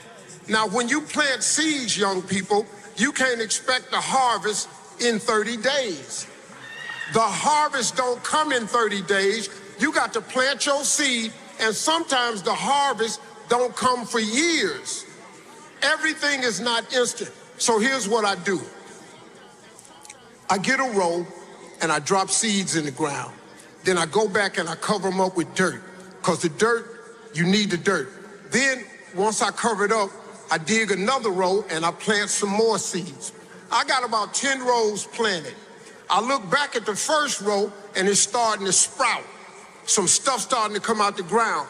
I don't go back to that first row and just start eating, because it ain't really bearing no fruit right now. You can't eat the stalks and the leaves. You got to wait till it bears fruit. In the meantime, you got to keep planting. Now, you're going to look up in about 5 years, you're going to look back and something you planted 5 years ago going to have a lot of fruit on it. Then you can go back and start partaking of that fruit. But the reason you got to keep planting is because sometimes you're going to get rained out. Sometimes it's going to be a drought. Sometimes, man, the pesticides / haters is going to do what they do to your planted crops. Now, you got to mentally be prepared for that. But the planting process can never stop. If I could tell anybody anything, keep planting seeds and never stop planting, because you have no idea when God gonna drop all the necessary rain and you look up and everything you need is right there. The hardest part of all of it is being vulnerable enough to admit the abuse, admit the past. Most of us don't want other people to know that, and that's right. The hardest part, to open up and be that vulnerable. Right. When did that start to bubble to the surface for you and you start to see vulnerability as a strength? Well, where it started making me, I had to stop giving a fuck about people. That was the biggest thing. I had to stop caring what people thought about me. I realized that everybody's fucked up. That's the one thing I realized. I walked around and I put these people on a on a fucking pedestal. Everybody was better than me. So I can't tell you anything about me because you're going to judge me and I'm going to feel even worse than what I am. What I realized, once I calmed my mind down and sat back and looked at how jacked up this world is, once you realize that you are not alone, everybody that's talking to you about how jacked up you are, only thing they've done better than you is they've hidden their fucked up world better than you have. That's all they've done. So once I realized that, if you want to sit back, like for instance, there's all these things that are on TV and we have all these news people judging people who fuck up in life. And yeah, they made big mistakes.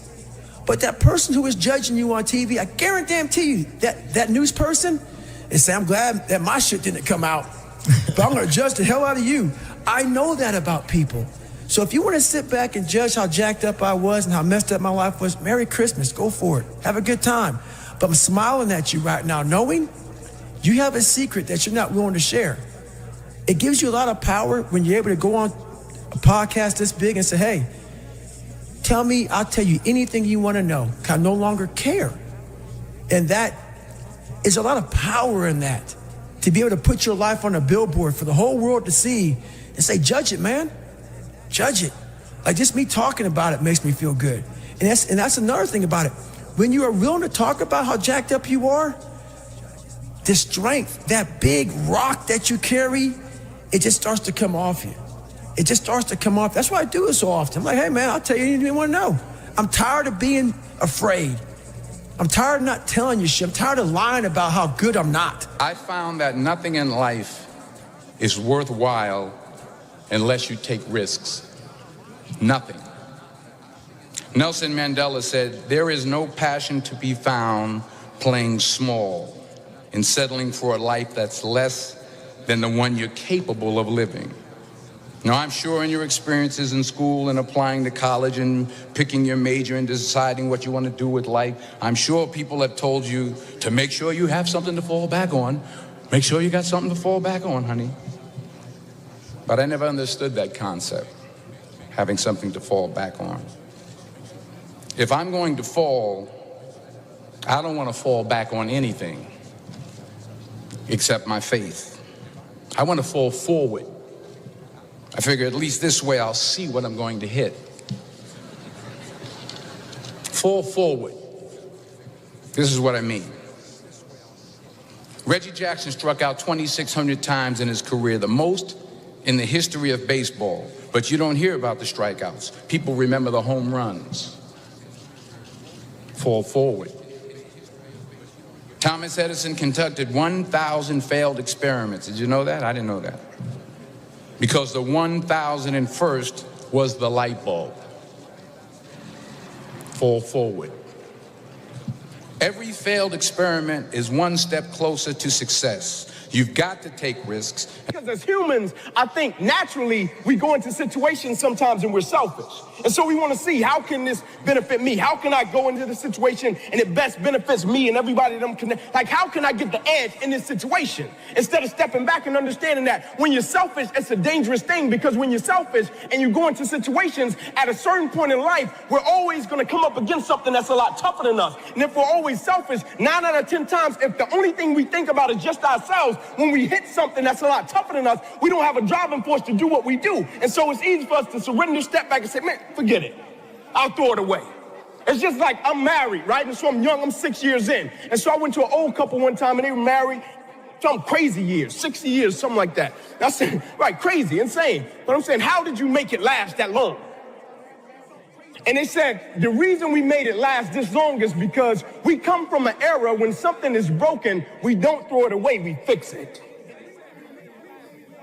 And so as people, the way I approach situations, how can when something is broken, I don't throw it away and I don't let the circumstance or the situation define my life, but I try to figure out how can I fix it, and fixing it may not be my arm working, but fixing it may be me using it every day to be a blessing in somebody else's life. How you develop consistency and more discipline in your life. And often with these kind of ideas or questions, I find the focus wrong, and I like to look at it differently from a different angle. So the human brain operates by pleasure and pain. What is pleasurable, we're attracted to, And what is painful, we naturally recoil from. And if things become too painful, we never do them. And if things become pleasurable, we get addicted to them, often with bad consequences. All right?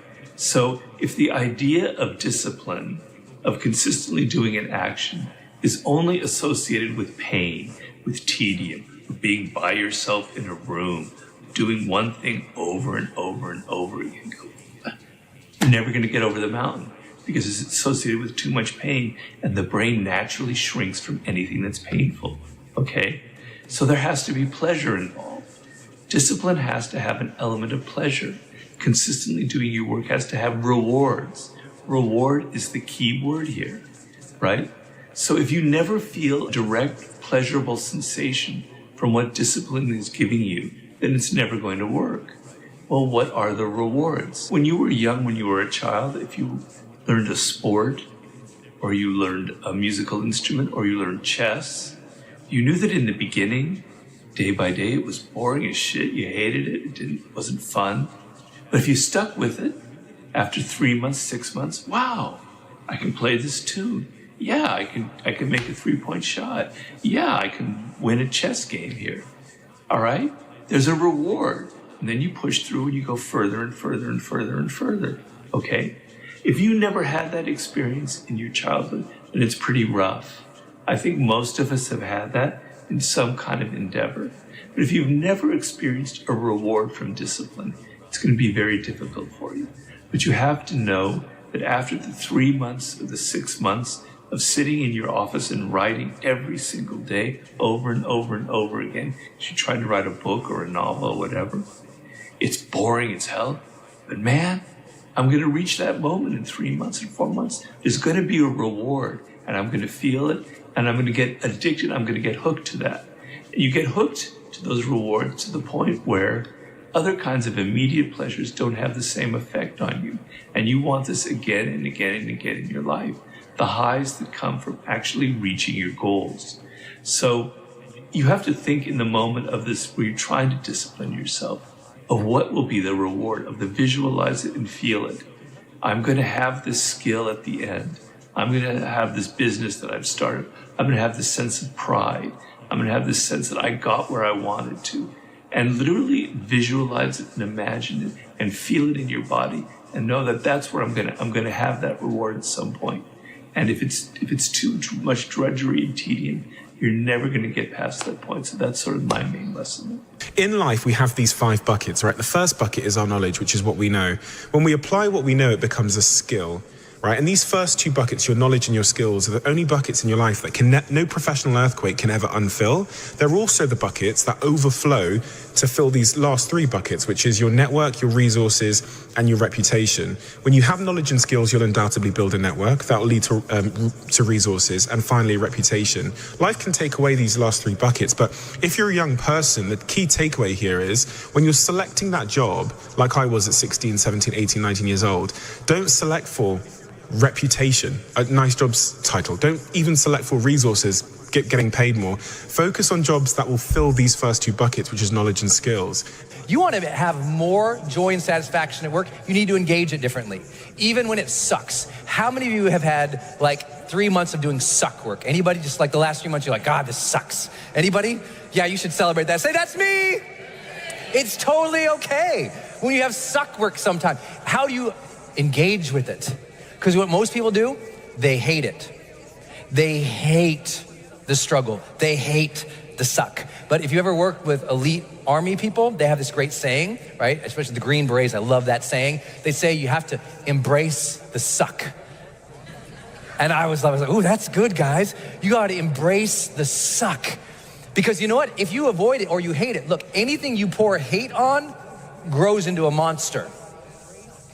Anything you grow hate on. If you hate taking out the garbage, guess what taking out the garbage is to you now? A monster. It's just garbage. But you hate taking out the garbage, so now it becomes a thing to you and your spouse. The garbage became a monster between you and your spouse. Really? It's because someone applied hate on that garbage, right? You apply hate to anything, it grows into a monster. You hate the commute to work, and you got to do it every day. How does that feel? You hate doing email, and you got to do it every day. How does that feel? You hate bringing that topic up with your spouse? How does that feel? And there's a very deep truth here that points to the arising of a mentally created self-image that people have and live with. So it's almost as if you had a phantom that walks with you wherever you go, that is your mind-created image or concept of who you are. And that is what we call the ego. The ego is a mental image conditioned by the past, conditioned by your environment and many other factors. A mental image, a conceptual sense of self that you identify with so completely that you disappear in it and live through it. You believe that that is who you are. When nothing seems to go right, I sometimes think of a stonecutter hammering away at his rock 100 times without a dent in it. And yet on the 101st blow, the rock will split in two, and I know it was not that blow that did it, but all that had gone before. If you're not willing to practice and practice until you get it right, you'll never make the 100 blows that makes the breakthrough on the 100 and... First little question to you is, why not you? You've got the brains, you can make decisions, you can study the plan, you can change your life, you can grow immensely in the next few years, you can make your dreams come true, you can build a financial wall around your family nothing can get through, you can become healthy, you can become powerful. Why not you? And I'm here to say that I'm ready to pledge my support to make your personal dreams come true. I asked the question, why not you? But I'm not going to ask it and just walk away. I'm going to ask it and walk with you in this journey as we take Herbalife around the world. And now here's my last question. My very last question on the questions to ponder is, why not now? There never was a better time. Mark has brought Herbalife to an incredible mountaintop. He's brought Herbalife with the help of others who have brought it here. It has been brought to a special moment. Barcelona was special, and Orlando was outrageous. But I'm telling you, this extravaganza has been the most awesome thing I have ever seen. All of your cooperation, the way you have learned and listened and worked hard to get it all, I congratulate you for that. But Mark brought us here. And what a time now for us to take this dream and not let it die. Take this dream and give it life. Take this dream and breathe into it your own personal spirit until finally it becomes a flame that burns around the whole world. Let's go do it now. Well, life took me somewhere unexpected. I'm unprepared. It's about 6 degrees out here, and I'm underdressed. But guess what? No one gives a fuck. You gotta get the motherfucker in. Sometimes life can really hijack your fucking mind. When that happens to you, you're all fucked up. Your goals, your ambitions, everything is out the fucking window. In life, we all go through different things. Sometimes your girlfriend or boyfriend breaks up with you. Guess what? Get the fuck over it. They no longer want you. Maybe you failed a test in school. You worked your ass off. Guess what? You failed the fucking test. Get over it. Move past it. Learn to not let life hijack your brain. At work, you've been working your ass off for that new promotion. You don't fucking get it. Someone else does. Maybe they kiss better ass than you do. Guess what? Get over it. Life will hijack your mind if you let it. Don't allow all these things to make you a lesser person. You must own your mind. Don't let life own yours. Get after it, stay hard. Watch, what do you say to the person whose potential is fucking great, but they want to play video games and eat pizza? Well, what I told his son was pretty much this right here. He asked me a question about, he wants to be really good at tennis. But what happens is after I play tennis for a while, I want to go play video games. You obviously don't fucking want it bad enough. Because a person that you want to, I became obsessed with being the baddest motherfucker that God ever created. Am I that? I don't care. I believe it.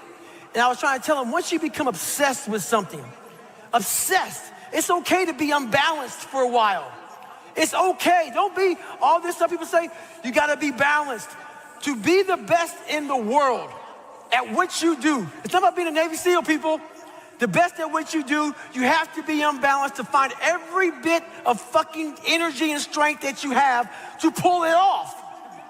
Then you get balanced once you become great. And then you help other people become better from you being the best in the world. So if your family doesn't understand, why are you so daggone crazy? Because I'm trying to be the best I can to give you the best that I am. And it takes being fucking obsessed to where people think you're crazy. People look at me and say, oh my God, you're a masochist, you're this and that. I'm not gonna get into how bad I was in all these races and SEAL training. I had 21 stretch fractures going through Hell Week. 21 stretch fractures. You know what I did? I taped my ankles up. Roger that. I want to be a SEAL. So I did it. Become obsessed with being great. It changes everything. There's no fucking passion. There's no fucking motivation. There's no, oh my God, man, no. It's every day of your life just doing. No passion. No discipline, no motivation. Yeah, all these words, I hate that so many people fucking use these words now because it's watered. It's someone sitting in a room by themselves and they figure themselves out and say, God, this is gonna fucking suck. Where's passion when you're 300 pounds? Where's the motivation when you can't read and write? Where is it? So how did this happen? I just fucking did. I just did. I said, maybe at the end of this journey, there'll be something there for me. If not, I can read. If not, I'm 185 fucking pounds. There was no magic potion. There's no, let me wake up and look at some shit. No, all those words are overused. They're bullshit. It's all bullshit. Just do. You're living. How do you want to live? How do you want to die? How do you want to fucking be remembered? That's it. That's it. Period. So for me, failure is something that you should be afraid of. It should be afraid of, but that's why you should go out there and challenge yourself to fail. Because if you're not failing at something, that means you've set your goals to pass, to succeed at everything you do, which means you're not setting your goals high enough. So for me, okay, I'm gonna go out and break the Guinness Book of World Records for pull-ups. Lofty goal, which is why I failed it twice before I finally got it. I knew going into everything I've ever done in my life, Navy SEAL training 3 times before I got it. Everything I've ever done in my life took me 3 times before I got it. I knew that there was a huge possibility of failure. But what I gained from failure is this. When you see a movie, and you watch a movie about a person who keeps failing, and at the end, they succeed. How do you feel after you watch that movie? Elated. Amazing, right? Yeah. I become the movie. I want to feel how I feel watching someone else in a movie. When I watched Rocky get his ass kicked, and I watched all these different things of failure, I was able to put myself there and say, God, man, how much do you feel now that you finally got there? That's what failure has done to me. I've watched so many things and watched someone succeed at the end of it. It's like, God, I want to feel like that. But failure causes that one feeling. Without that failure involved, you don't have that feeling. If you just pass and you succeed and you're great, that feeling, yeah, okay, I'm good. What takes you years, months, years to accomplish because you just can't get over the hump, but you continue going back to the drawing board. You're looking for those few seconds after you finally figure out the equation, whatever the equation may be, to get you to finally pass, to succeed. I live for that feeling, but I can't get that feeling without going through, fuck, I failed this equation. I failed this one, I failed this one, I failed this one. Oh, I'm figuring it out. So you start to feel it before you even pass. before you even get to the success part. And then once you succeed, the feeling is unbelievable. And you take that feeling of success through failure and you put it in your cookie jar. And you say, I'll come back and get you again. I'm gonna need you again down the road in my life. I'm a big believer in doing things that make you uncomfortable. So we live in a world that we want to be as comfortable as we can. And we wonder why we have no growth. We wonder why when the smallest thing in our life gets difficult, we wonder why we cower and we run away. Because we are kind of living our whole life is set up that way. Our whole life is set up in the path of least resistance. We don't want to suffer. We don't want to feel discomfort. So the whole time we're living our lives in a very comfortable area. There's no growth in that. So for me, I realized that. The reason I became 297 pounds is because that was comfortable. What was very uncomfortable was running. What was very uncomfortable was being on a diet. What was very uncomfortable was trying to face things that I didn't want to face. And I also realized when I was really big, I had no growth. Why? Because I was living comfortable. So I realized for me to find growth, I had to face all of these different things that made me very, very uncomfortable. And that's the one thing I'll say right now to people listening to this. A real person, a real alpha, a real go-getter, they ain't saying shit about nobody. Correct. That's why you will never, ever hear me dropping somebody's name, running my mouth about somebody. I don't know what you went through. I don't know what you're going through. I didn't wear the shoes you wore when you were a kid. I didn't grow up in your fucked up house. I didn't have your fucked up family. I don't know shit about you. So guess what I do? Shut the fuck up. Because real men don't say shit. Because first of all, we're too busy trying to grind and be better. Correct. Second of all, unless we know what we know, we shut our fucking mouths. But nowadays, there's not many real men who live by that creed of like, you know, if you're on social media running your fucking mouth and shit, you're just a bitch. Correct. You're honestly, and that's not me trying to be some after school special shit. You really are a bitch. Real men ain't doing it. Real men don't care about that gossipy bullshit. Get to work, man. The best way to get the optimum results out of your day is to plan your day the night before. There are two reasons for this. Too often during the day, we're just responding to everyone else's needs instead of doing our intended plan. So if you don't have a plan, you're guaranteed not to be doing what you want to do. You'll be responding to other people. The second reason for planning your day the night before is you can rationally decide what you're going to do at what time of the day. Too often people just work from a to-do list. What you want is to schedule exactly what you're going to do at what time. Schedule how long you think it's going to take. And by doing it the night before, here's the payoff. All night long, your unconscious and subconscious mind is going to be working on how to make that happen. It's going to be coming up with creative ideas, pulling information from your past memory into the present so you can utilize it, and literally planning your perfect day. It's like having an employee working for you all night long. If you do it in the morning, you don't get that benefit. And then start to work your plan. Plan your life, work your plan. You're going to be very, very successful. Find something. Find a thing that you genuinely enjoy, because getting good at things you genuinely enjoy is extremely beneficial for young people, because it lets you know that, like, everybody thinks they're a loser. Every young person thinks they're a loser, at least a young person in the situation I was at. I didn't know I wasn't a loser until I started winning, until I started doing martial arts. Martial arts taught me that, like, I could get better at stuff, that I wasn't really a loser. I just was someone who was like in a fucked up situation. But you could channel all that energy that you have as a young person into something and get better at it. And then all of a sudden people admired me. I was like, this is crazy. So I went from being someone who was incredibly insecure and basically a failure to someone who was really successful at this one thing that was very dangerous. I fell in love with an essay by Strangest Loop. And it is a list of things that are not doing the thing. So here is a list of things that are not doing the thing. Preparing to do the thing isn't doing the thing. Scheduling time to do the thing isn't doing the thing. Making a to-do list for the thing isn't doing the thing.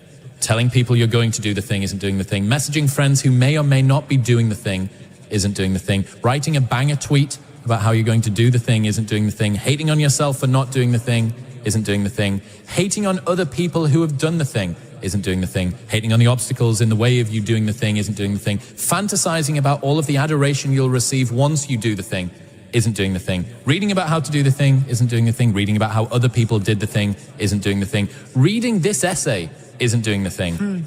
The only thing that is doing the thing is doing the thing. I would like to know when you're in that moment failing and you have to keep going, what do you say to yourself? What if?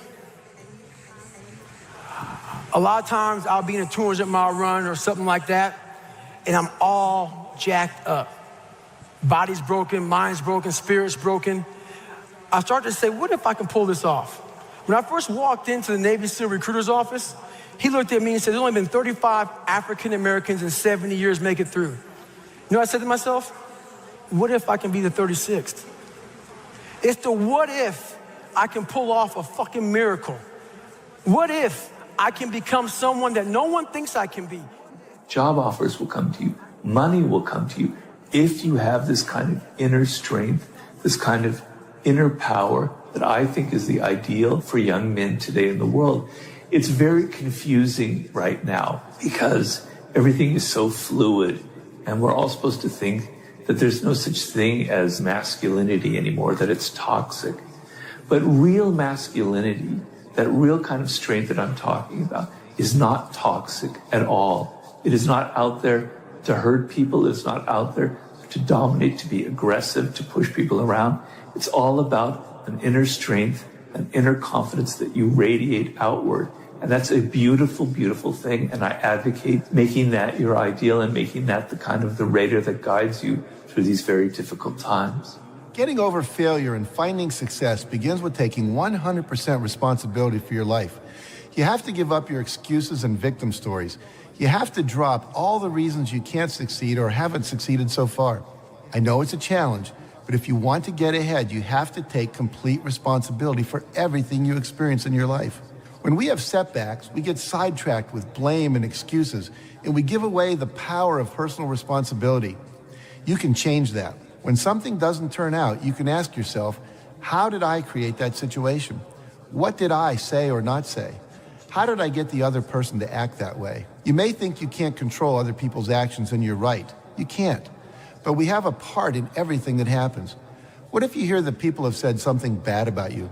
Maybe it isn't even true, but you can think back and see your part in it.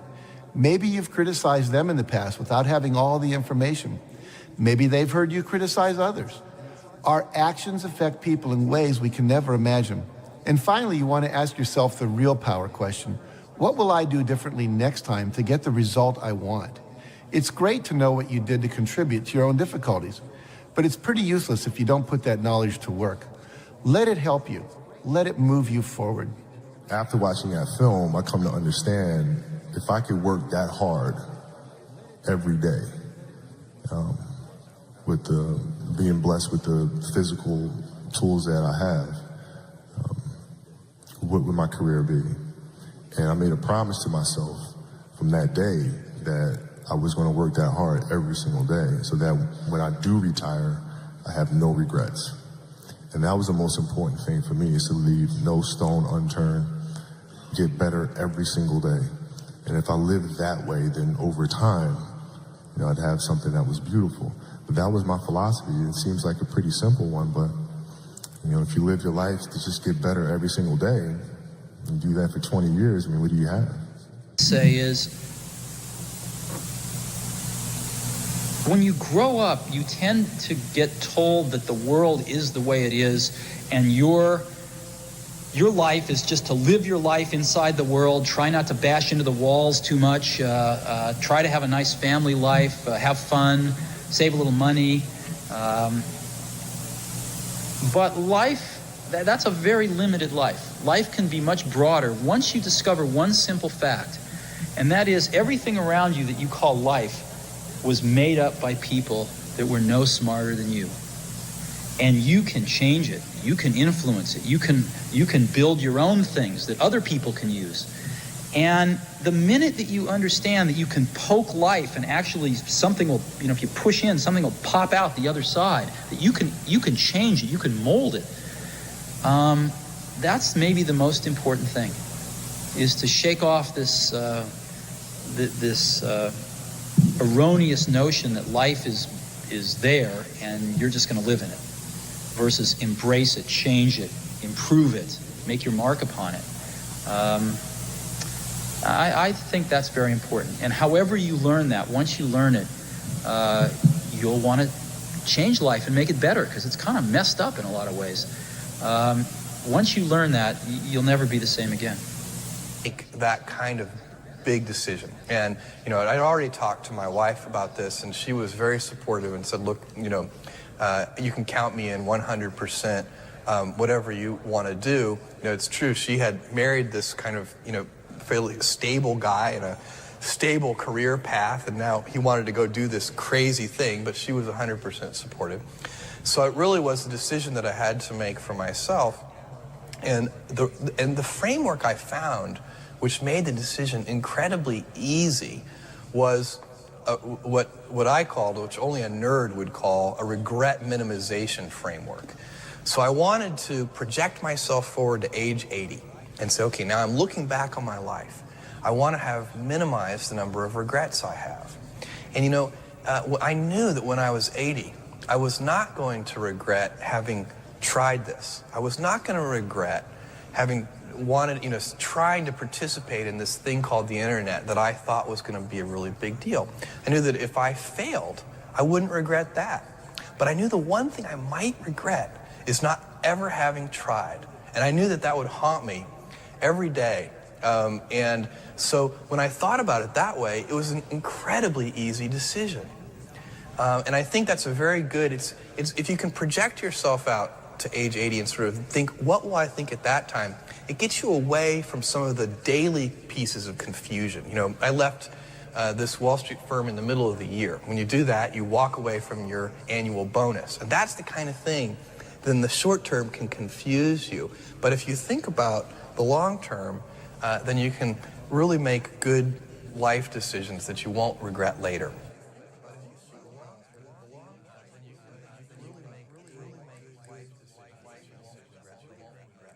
This is very important for me. I'm always a competitive player. Not just in the games, I'm in the training, I'm like that. In the home, with my sisters, with my mom, with my nephews, I'm always try to competitive hard and try to win. I'm like that. I'm never change because I like this. I like what I do. I like my life. I'm a happy person. So competitive is part of my life. So in Madeira, in Madrid, in England, I always want to win. I always competitive person. So it's part of me. What I do love is when I do a race and on the edge, the last race, for example, I was dead at the end. I was pushing so hard. I'm really enjoying it. That's what racing's all about. I'm generally pretty hardcore, I want a hard race. I want to be destroyed afterwards. It doesn't matter if, of course I want to win, but as long as you put up a good battle and you've given 110%, you've left with zero, it's not like, I had a couple percent left, but I finished the race. I'm like, I want to be completely depleted after the race, knowing that I gave it my all and I didn't make, very many mistakes, and then I can go home proud. We live in a world now that's so kind. We find the kind way around everything. Like, if you don't look good, I have to find a kind way of saying, I don't like your shirt. Right. That's not the approach. If that's the approach you're looking for, that book is not for you. Can't Hurt Me is not for you. The approach you have to take, at least I took, you take whatever approach you want. The conversation had to be a real, honest conversation. In the accountability mirror, guess what? I was fat. Don't find a kind word to say that, you know what, I've gained some weight. No, you're fat. When I couldn't read, not like, hey, you have a learning disability. No, I cannot read. I have a 4th grade reading level, I'm struggling, and sometimes I call myself stupid. Not in a way to put myself down. So don't take it like, my God, those are so hurtful. Yeah, they're hurtful, dishonest. The conversation has to become an honest conversation of where you're at mentally. Where am I at mentally? I look like I feel like I'm falling behind in school. I'm lazy. My house is a mess. You have to look at what it is and call it what it is. Don't find words to make yourself feel better, because so we hang around people that make us feel better, that tell us what we want to hear, not what we need to hear. And so we stay away from those people. And we stay away from those people, like our internal dialogue becomes that kind, it's okay, it's not okay. So that's where it starts. It starts with that accountability of it's not okay anymore. This can no longer be okay. And calling yourself out for exactly what you are and exactly how you need to fix it. I wanted to excel my game and isolate my game from everybody else. That I was more than just, a few dimensional. Even when it came to Magic Johnson, Magic Johnson was a crowd pleaser. He was a good offensive player. He was a great motivator. Average defensive player. I wanted to change that. I wanted to take another step. I wanted to do all those things, that could separate me from Magic Johnson. I'm not saying he wasn't great. He still is great. But we're great in our own different way, and that was motivational for me, and to this day it still is. I never feel that I'm at my best. I feel I still have room to improve. I still set goals for myself to strive for. I'm never complacent with what I've achieved. Even though it's been very successful for me, I still feel I have a lot to prove, not just as a player, but as a person, as a father, to some extent as a role model in all aspects.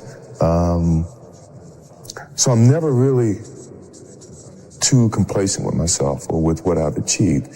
When I get to a point where I feel I can improve as a player, I walk away from the game.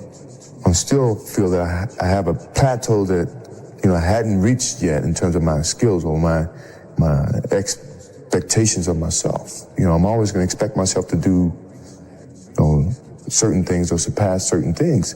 As long as I believe that, then, my road to success is going to continue to expand. Your whole life has been a fight. Yes. And that's the way you've actually liked it. Yes. You were brought up in an environment like that. Where I came from, it was about survival mode. And to survive, you needed to be tough. You needed to show you're tough. And that's where I came from. But I brought it in my game also. I'm not afraid to say what I think. I'm not afraid to do what I believe in. Then afterwards they give you or nothing. It's me. I cannot change me. I'm not here to be beautiful or to be perfect to somebody. I think being yourself is perfect. Yeah. You will do mistakes. You will learn from your mistakes. And you will still do mistakes. And me getting angry and that's me. I need to get fired up. So that's how I bring out sharpness. That's how I bring out the best out of me when I walk on fire. Because if you make me feel too comfortable, I'm playing to win. And to win, I will destroy you. I will do everything to win. And I need to win. Because when I win is my proof that I am alive. For me as a driver, I change. I improve all the time through experiences, not race by race, not just race by race, but in life. I'm taking all these different experiences, positive or negative, extracting the best bits out of them, learning, becoming older and wiser. I'm 23 years old, and I think I'm quite wise for my age. I think I still got a long way to go, but then when it comes to driving, I excel. I push beyond the limits. When I'm training, I go beyond the pain barriers. I just do everything I can to make sure that when I arrive at the racetrack, I've already got 2-3 tenths on the other guys. You described yourself on the pitch as believing you were a lion. Is that right? I am a lion. You are a lion. Are there enough lions around you in this team? Listen, I will be honest to myself. The table is not lying. I think the team is where it is because it is what it is. If we would be number one, we would be number one. Top 4 for me, it's last time I came second, I don't even remember that. Was in Milan. AC Milan. AC Milan. And you didn't like that? No. You said it was something you weren't used to. That was the first position of the last ones, so that I don't really like. And you described that season as a failure. It is a failure. So just whatever happens. Whatever comes after the first one is a failure. You stare at your past and you'll end up staying there. It's okay to look back and admire it, but you carry on. I'm not in the business of staring back at it. You know what I mean? And getting lost back there. People say a loss can make or break a fighter, but trust me, a win can also make or break a fighter because they get comfortable with a win. People can get comfortable with a win, and slack off then. Slack off on the training. Slack off on the diet. They've won one. They're winners now. That's not me. You know, you sleep on a win and you'll wake up with a loss. So I just carry on, keep doing what I'm doing. And that's why this turnaround is so good for me. Vegas, straight away. The Fighting Irish head to the fighting capital. It's perfect. Continue on this path. The freight train straight to the top. Sports is a tool that teaches, and it teaches you bad things. It can also teach you good things. It's how you perceive those things. I've looked at every experience that I've had, negative and positive, and taken that as a positive. If I wouldn't change anything because I think it would alter some of the other things that happened. So when I look back, I can't say that I've had any bad things happen. Sure, I mean, you don't want bad things to happen, but you deal with bad things. You can't have good or without bad. Maybe, I don't know, the Irish people might understand more. A young boy dreaming of putting on the Irish jersey or dreaming of putting on his favourite football team's jersey and that crest and lifting that cup, this is my crest. These gloves right here, these UFC gloves, Be the first Irish man to put these on, to lace these up and get in and do the job. Honestly, no one can take that away from me, no matter what. Honestly, I don't mean to be disrespectful, but I don't care about nothing else. I don't know about nothing else. Don't even listen to it. If I start talking about something else, just don't listen. I'm talking shit. But if I talk about this, if I talk about unarmed combat, if I talk about the human anatomy, you know what I mean? The way the human body moves, then listen. My thinking is so superior, and my knowledge is so positive, and my logic is so wise until it clashes with their mentality, which is down here and I'm up there. So by me being so high, I can see more and see farther than you. And you're looking up at me saying, Ali, don't do it. Ali, please stop me, it hurts.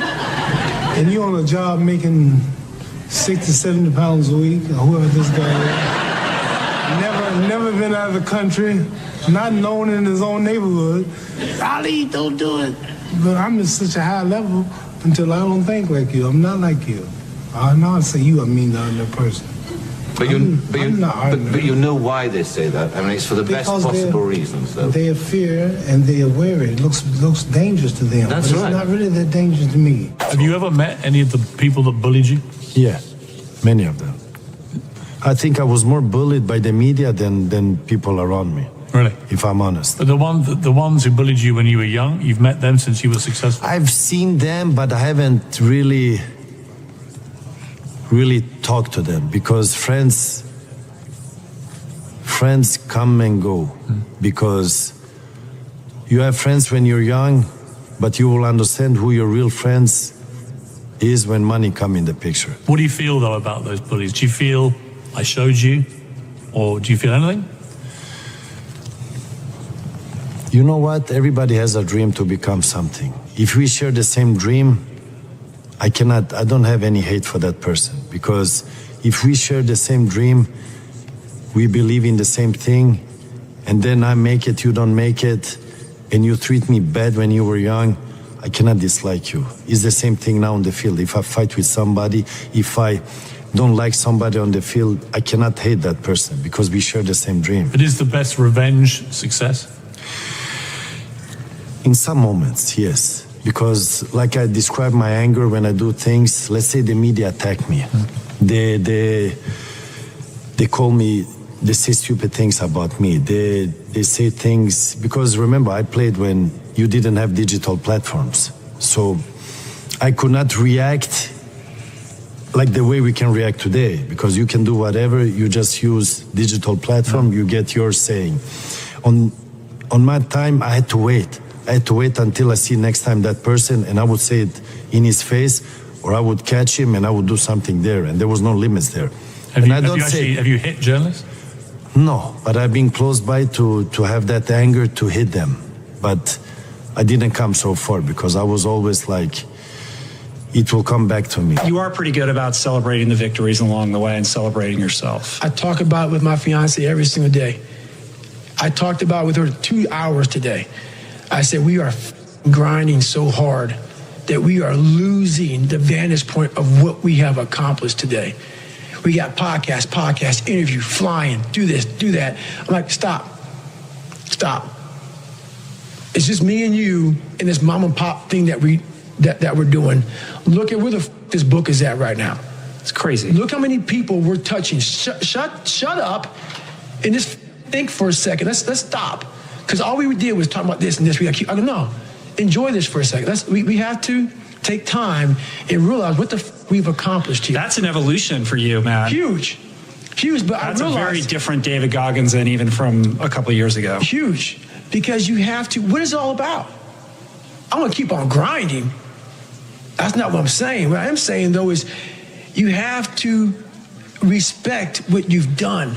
Take a second, not live in it, not sit around and say, I'm good. Sit back and say, let me look at the vantage point now that I'm at. That's why you reset the vantage point. Get the tactical advantage. If you get the tactical advantage too quick and start fighting, you got to take a second to take observation of where I'm at. What have I done? Am I in the right spot? I'm obviously in the right spot right now. Now we can go back to fighting. You know, I'm sure Henry will tell you, any fighter that knows what's happening, you really can't plan a fight when you're meeting a man you've never met before, right?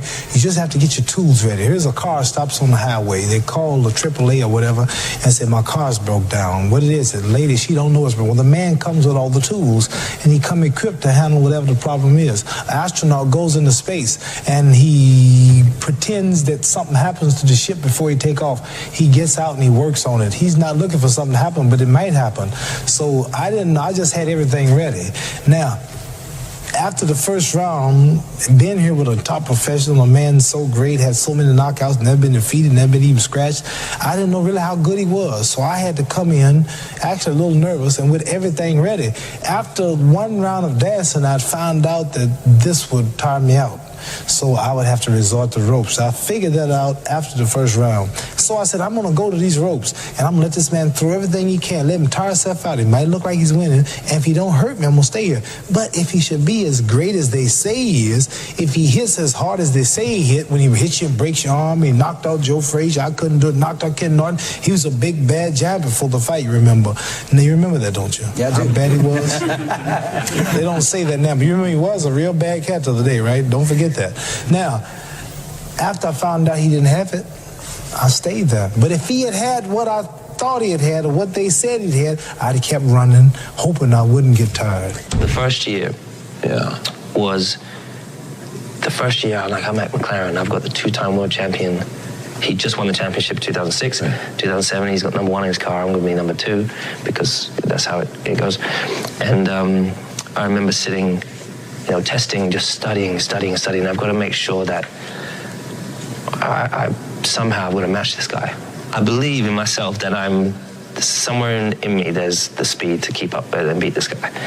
So, and then before the first race, Ron said in his office, he's like, look, you got to expect and don't be surprised if you're half a second behind Fernando at the first race.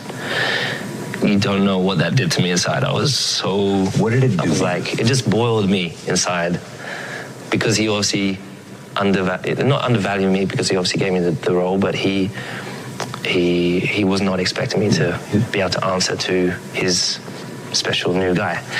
And so he said, do you expect to be beaten? Yeah. And so... and your life had not been about expecting to be beaten? No. So, I trained like crazy. I prepared.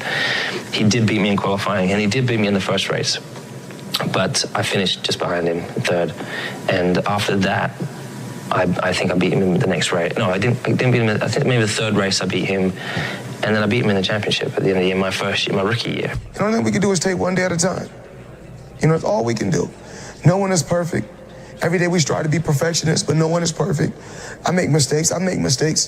You know, I've said things that I shouldn't have said when I was younger. I've done things that I shouldn't have done when I was younger. I'm not perfect, but we live and we learn. And that's a part of growing. Jealousy, people jealous of you, comes with success. So anytime you're successful, people gonna be jealous of you. When people not always gonna like you. Sometimes when you're in class, some people don't like you when you're in school, right? But that don't stop you from going, right? And you still go there and be your best, right? So same thing like my job. I still go there and be at my best. I have the ability to see the end before the beginning even begins. And what that means is I know that to get to the very end, I can see it right now. So before I went to Buds, and I was losing all this weight, I saw myself walking across the stage at 191 pounds. That's what I had to get to get into the door. I saw myself 6 months, a year later, whatever's going to take me to do it. I saw myself walking across that stage, getting that certificate of graduation from Buds. And I was able to be there at 300 pounds. And that feeling that I was nowhere near that feeling, I was able to put myself there 1,000,000 times every day. And that feeling of like, my God, that is going to feel amazing. That's what made me suffer. That's what allowed the pain to be real and say, this is worth it. I want to feel for this next 18 months. It took me 18 months to finally become a Navy SEAL, to finally, just get through Buds. 18 months, it's 6 months. It took me 18. That's what woke me up every morning was, I'm going to put myself through this much pain and suffering for a few seconds. That's all it is. A few seconds of joy. It's so worth it, man. That's what people don't get. So I'm able to put myself at the finish line, even though I have no finish line, but at the finish line of an event before I even start to say, how are you going to feel at the end of this? Visualizing is my biggest tool of life. That's why I've been able to put myself in cold water, put myself in a 100-mile race millions of times before I've done it. And I'm able to go through the race and see how I'm going to feel at mile 50. Almost to the exact feeling. Right, so when it comes up, it's no surprise. It's no surprise. I've already done this 1,000,000 times. I mean, I think I think I just had a game plan. I had a brilliant game plan. The game plan was to be very outspoken. You know, I was born with personality. I was born with charisma. Speak my mind. Speak from the heart. You know, I don't hate or dislike anyone. I want to go out there, you know, and just do what I have to do inside that square circle. Choose a tremendous team on the outside that's going to help me take things to the next level, and that's what I did. How do you apply that to business? So what you've learned in boxing, the lessons, being a champion, how? That's interesting because you have to know in business, as in boxing, you have to know how to market yourself. Yeah. You have to know what's going to allow people to fill up the seats. Yeah. And my situation came about, I was the killer. I was the psycho tough guy. I was the anti-hero. I wasn't a good guy, I wasn't a bad guy, just, you know what I mean, what I was. Yeah, dangerous. This is a dangerous sport, boxing, and it's about making as much money you can and taking the less risk as possible. Yeah, well, what do you view yourself as? Businessman all the way, entertainer all the way. Never think about, I'm the champ of the world. Never think about that stuff, because I won't be able to move forward. How do you think then sports and business can be similar or related? Sports and business are the same. It's two ways. Sports, like me, right? Yeah. I'm the show. Now I'm the business. Yeah. So that's show business. Yeah, exactly. Before I was just the show. Yeah. Now you got the full story. That's it. Now you got the full story. Yeah. When I first met, because we didn't talk about punching and moving your head. We all talk about the psychology of boxing and the psychology of fear. And he had the psychology of fear down to a science. It was all psychological because believe boxing was 90% psychological and 10% physical. And I was pretty much a psychological fighter. Even though I would come across fierce, That's all part of the psychological game, intimidation, being the tough guy, and all these antics. And it was very successful towards me. You said, I read a quote that you said you love business as much as basketball. There's no way that's true. It's 100% true. There's no way. Basketball was your life, your passion, everything. You're telling me you love doing business as much. If you could, basically snap a finger and be 25-year-old Kobe or the Kobe today, you wouldn't go back and keep playing basketball? No. A lot of people were doubting me. Thought I was either faking an injury or didn't want to play for a team. And that was disappointing to me that was out in the media, because I love the game of basketball. Like I always say, if we're not playing this game, if we're hurt, you're down. Doesn't matter what anybody has to say about me. I know who I am as a person. I know how I feel. And always just trust yourself. And that was my goal and my focus. And, that's one of the things that, I take on the floor.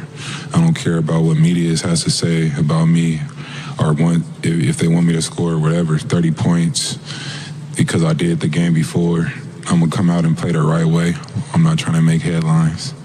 And, that's just things that, I pretty much learned just throughout this journey of being in the NBA.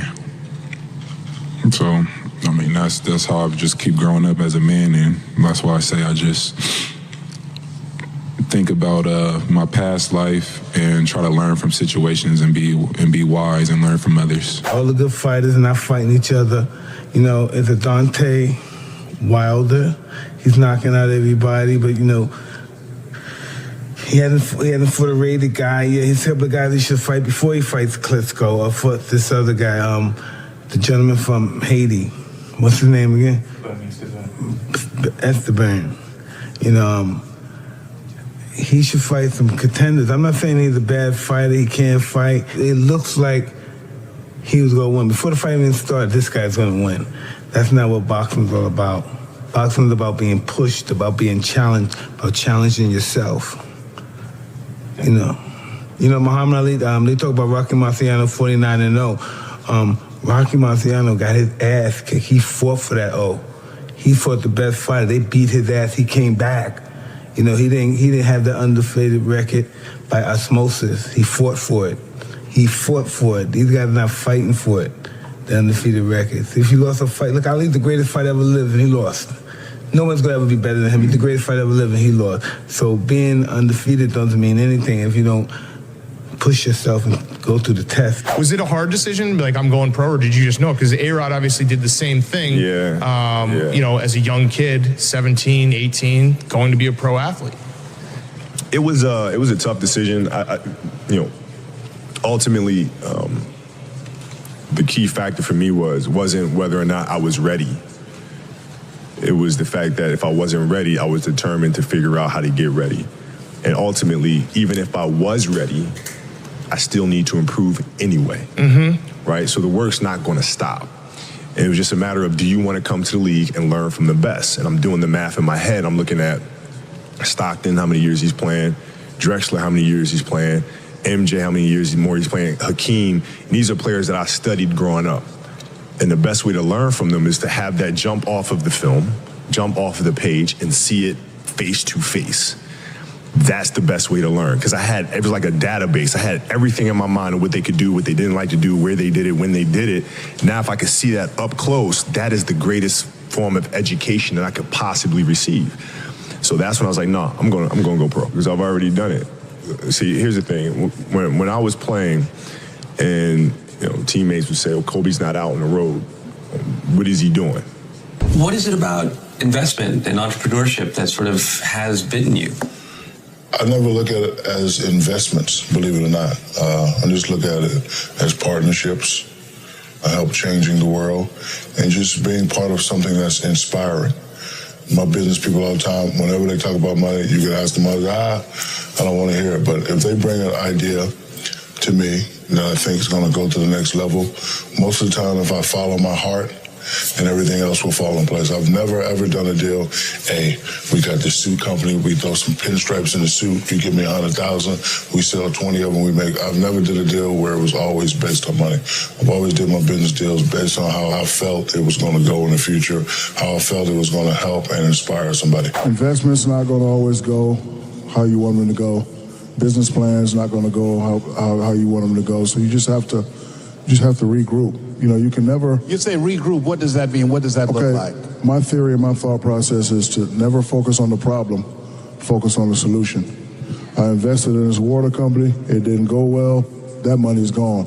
Now I got to regroup. Now I got to do something else. So I'll be upset for about 20 minutes, go to that cabinet, get them frosted flakes, get some of that cold milk, slice them bananas up, watch some ESPN, and then the next day I'm back on track. Y'all got that? That's pretty good. But the key thing he said, focus on the solution, not on the problem, because where your energy goes, that's where your focus and concentration goes. I think as a competitor, if you're trying to do something meaningful, if you don't have the mindset that you're the best ever, you failed already. So if you don't have the mindset that you are the best reporter ever, then you already failed. And that's been my mindset since I can remember. That will be my mindset as long as I can remember anything, that I am the best ever at what I do. And every day that I step on the basketball floor, I will strive to be that. But my mindset will always be as such as I am the best to do what I do. And that'll give me a shot at being the best. But before you can ever reach anything, you have to believe it. You don't just mistakenly become great at something. You probably at one time or another believe that you can be great at that. And then you work to get great at that, and you reach that greatness. But you don't mistakenly become great. And then you start to believe, oh man, I'm great at that. No, you believed that before and you work to get that. So I always believe that. And I'll work every day to reach that. What have the last 2 years taught you, changed you to get from there to here? Man, just always trusting yourself. That's what I learned. And, you know, once things go bad, there's only so many people that's going to be on your side. And, man, that's it. Just really trusting yourself and just keep working out, have faith, and, good things happen to good people. A lot of our games this year came down to this last stretch. Fortunately, I didn't able to help us every time, but with me, it's just my mindset, just being able to still take the last shot or, take the shots that are big down the stretch. It doesn't bother me if I miss or make it, so I'll just keep going, and I think the next one always gonna go in. What did you know and learn at the end of your career that you wish you knew at the beginning? Understanding empathy and compassion. Right? Because as a young kid, when I came in the league, it was like, I'm driving this way, and either you're going to be on the train or be on the track. Right? There was no such thing as understanding that people have lives outside of the game, which apparently I did not. But like if I understood at an early age, and it helps me as a leader to communicate better. I came to understand that later, and getting to know people on a personal level. What are their fears? What are their insecurities? Right? What are their dreams and ambitions, desires, those sorts of things?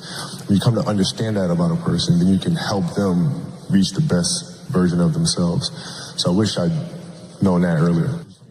There's 200 people or 150 people that start the class. There's 100 helmets of people that quit. Grown men whose dream it was to be a SEAL that get there, that did all this physical training and all this preparation and signed that dotted line and committed to 6 years, and they show up there and they get to that training and they ring that bell. No one knows who's going to make it through that program. The only way to know what's in the core of a human being is to rip that thing apart and see what's in there. And until you rip it apart and see what's in there, you don't know. What does it take to not ring the bell? Don't quit. People always ask me, what should I concentrate on? What's your advice for me going to buds? And don't quit. Don't quit. Like, train hard, don't quit. Well, if you want to be a good leader, you have to understand human nature. And the places where human nature reveals itself most clearly are times of extreme suffering and inhumanity. I had a bunch of hard-headed, very determined, thick-skulled guys that, you know, I had to get them to do what I wanted them to do. I had to get them to want to do. Trust is built on relationships. Relationships are built on trust. If you don't trust me, we don't really have a relationship. My first platoon, we were doing a training operation. We get into this tactical situation. Everyone in my platoon is focused on one area. Everyone's looking down their weapons, waiting for a threat to expose itself, which means you got 16 guys looking down their weapons, and I'm waiting for someone to make a call. I was a new guy. I'm waiting for someone above me in the chain of command to say, hey, move here, or hey, move forward, or make some kind of a decision. And as I'm waiting, no one's doing it. So I'm a new guy. I'm scared to say anything, and I know I shouldn't say anything, so I'm just waiting, and no one's giving an order. No one's giving any direction. So I wait longer. And this goes on for probably 30 seconds or a minute, which is a really long time when you're trying to take down a target. And finally, I said to myself, all right, I'm going to see what's going on. So I actually point my weapon at the ceiling, and I take a step back, and I just look around. And I see that every single person in my platoon, including my platoon commander, including the assistant platoon commander, including the platoon leading petty officer, everyone is just focused on their weapons, and no one's making a decision. And I can see this. And because I'm looking around, and I'm detached from the scenario, just by 8 inches, I stepped back and looked around. I can see what decision needs to be made. And so I summoned up as much courage as I could as a new guy, because new guys don't make decisions. And I said, hold left, clear right, which is a basic command that we had rehearsed and you would practice. And I expected someone to say, shut up, Jocko. But instead, they repeated the command. They all said, hold left, clear right, which means we were going to execute it. And sure enough, the guys on the left held and the guys on the right cleared. And we got done. And instead of someone saying, hey, you need to keep your mouth shut, like one of the more senior guys said, hey, good job up there. Way to make a call. So I looked at it and I said, wait a second. How could I as a new guy, have made a decision in that situation that was better than what the more senior, more experienced guys were making? And I realized it was because I took a step back and detached from it. So at that moment, I said to myself, okay, from now on, when I get into these tactical scenarios, I'm going to take a step back and I'm going to try and look around and I'm going to try and detach myself from the chaos and the mayhem. And I started doing it all the time. In every tactical situation, in the land warfare, in the mountains, in the urban environments, I was doing it all the time. And I was able to see what was happening. It was like a superpower to be able to see what was happening and make decisions. And so then I actually started doing it when I was having conversations. And if you and I were in a disagreement and you started getting emotional, instead of me getting emotional back at you, I would just take a step back and be like, oh, okay, he's really concerned about this. Why is he so concerned? What does he see that I don't see? And I started actually just detaching all the time. And that became a very powerful tool in leadership that I use to this day. My second platoon, our platoon commander, the guy actually in charge of the whole platoon, he's not very experienced. He didn't listen. He didn't take advice. He didn't take guidance. Everything was like his way or the highway. And we had a mutiny inside of our platoon. We went to our commanding officer and said, hey, sir, we don't want to work for our platoon commander. He doesn't listen. He's arrogant. And eventually what ended up happening was this guy got fired as our platoon commander. And that left an impact on me because as I'm watching this going, I'm thinking to myself, why don't we like this guy? Why doesn't anyone want to listen to this guy? Why don't we want to follow this guy? And the reason, because he was arrogant and he didn't listen and he didn't give us any ownership of everything. Everything was about him. And that would have made an impression on me. That would have left a mark. But the mark got left even more clearly because when that guy got fired, the guy that came in and took over for him was like, I hate to use the word legendary, but he was a pretty legendary SEAL, had a ton of experience. He'd come up through the ranks and he had been stationed at every different kind of SEAL team. And he took over as our platoon commander. And I kind of thought to myself, well, he's going to take over because we're a bunch of mutineers and they need to put someone really strong that's going to whip us back into shape. So I was anticipating that we were going to have this super hardcore guy. And this guy shows up, and he's got a nice smile on his face, and he's super humble. And I remember one of the first things he said to us was like, I look forward to working with you guys. And I was, that word right there, I'm going to work with you guys. Not I'm in charge, I'm glad I'm taking over, I'm glad to be your commander. It was nothing like that. He said, hey, I'm looking forward to working with you guys. So all of a sudden, it was totally different. And he started putting us in charge of things. Instead of him coming up with a plan, he would say, hey, you guys come up with a plan and let me know how you want to do it. And all of a sudden, we had all this ownership. And that made me reflect on the way the first guy had acted compared to the way this guy had acted. And I realized how important it was to be a humble leader and to listen to other people and to give ownership to other people. In the 3rd platoon, it was a good solid platoon, and we had a good platoon commander, and we were out in the desert doing some training, and some targets popped up. We started engaging the targets like we're supposed to, and everyone gets in the prone position and is returning fire. And I did what I had been doing this whole time, which was detach. I kind of took a step back, shot a couple rounds, then kind of pulled back and looked to see what was going on. And I saw the call that needed to be made. And I gave the platoon commander a couple seconds to make a call, and he didn't make it. So, I made the call. Peel left. And everyone said, okay, peel left. And we peeled left, and we left the scenario, and we got our distance, and then we stopped the training exercise, and we did a little debrief. And during the debrief, the platoon commander, he said to me, well, why did you make that call? And I said, well, I could see what we needed to do, and you hadn't made a call, so I made the call. And he goes, well, I actually didn't want to peel left. I wanted to assault the target. And right there in that split second, I kind of thought to myself, well, like part of my ego flared up, and I was kind of thinking I could have said something along the lines of, well, you need to make a call faster. If you're not going to step up and lead, then I'm going to do it. Like I could have said that. But I realized at that moment in time, wait a second, I didn't need to make a call. The problem could have developed more. But for some reason, I thought that I needed to be the guy. And I said, no, you know what? You don't need to be the guy. You're a leader. You need to support your leader. And it's not about you. And what you have to do is subordinate your ego and be supportive of the person that's in charge, and you move forward together as a team. Because that's what it's about. It's not about me. It's about the team. There's a word that people bring up a lot, and I think they're pretty interchangeable, and it's relationships and trust, right? Trust is built on relationships. Relationships are built on trust. If you don't trust me, we don't really have a relationship. If you want to be a good leader, you have to understand human nature. And the places where human nature reveals itself most clearly are times of extreme sorrow, pain, suffering, and inhumanity. And if we don't recognize what causes that, where that comes from, and that it's actually possible, then it's bound to happen again. I went 5 straight years without missing a single day of workout, 365 days a year. Every single day I was in the water. There are days you're not going to want to do it. I mean, everybody has those days. But it's what you do on those days that help you move forward. Winning is in all of us. Everybody wants the end result, but what you have to endure to win, no one wants to talk about. If you know that you were destined for something, then you can withstand the setbacks, the difficulties, the bullshit, criticism, and all the other things.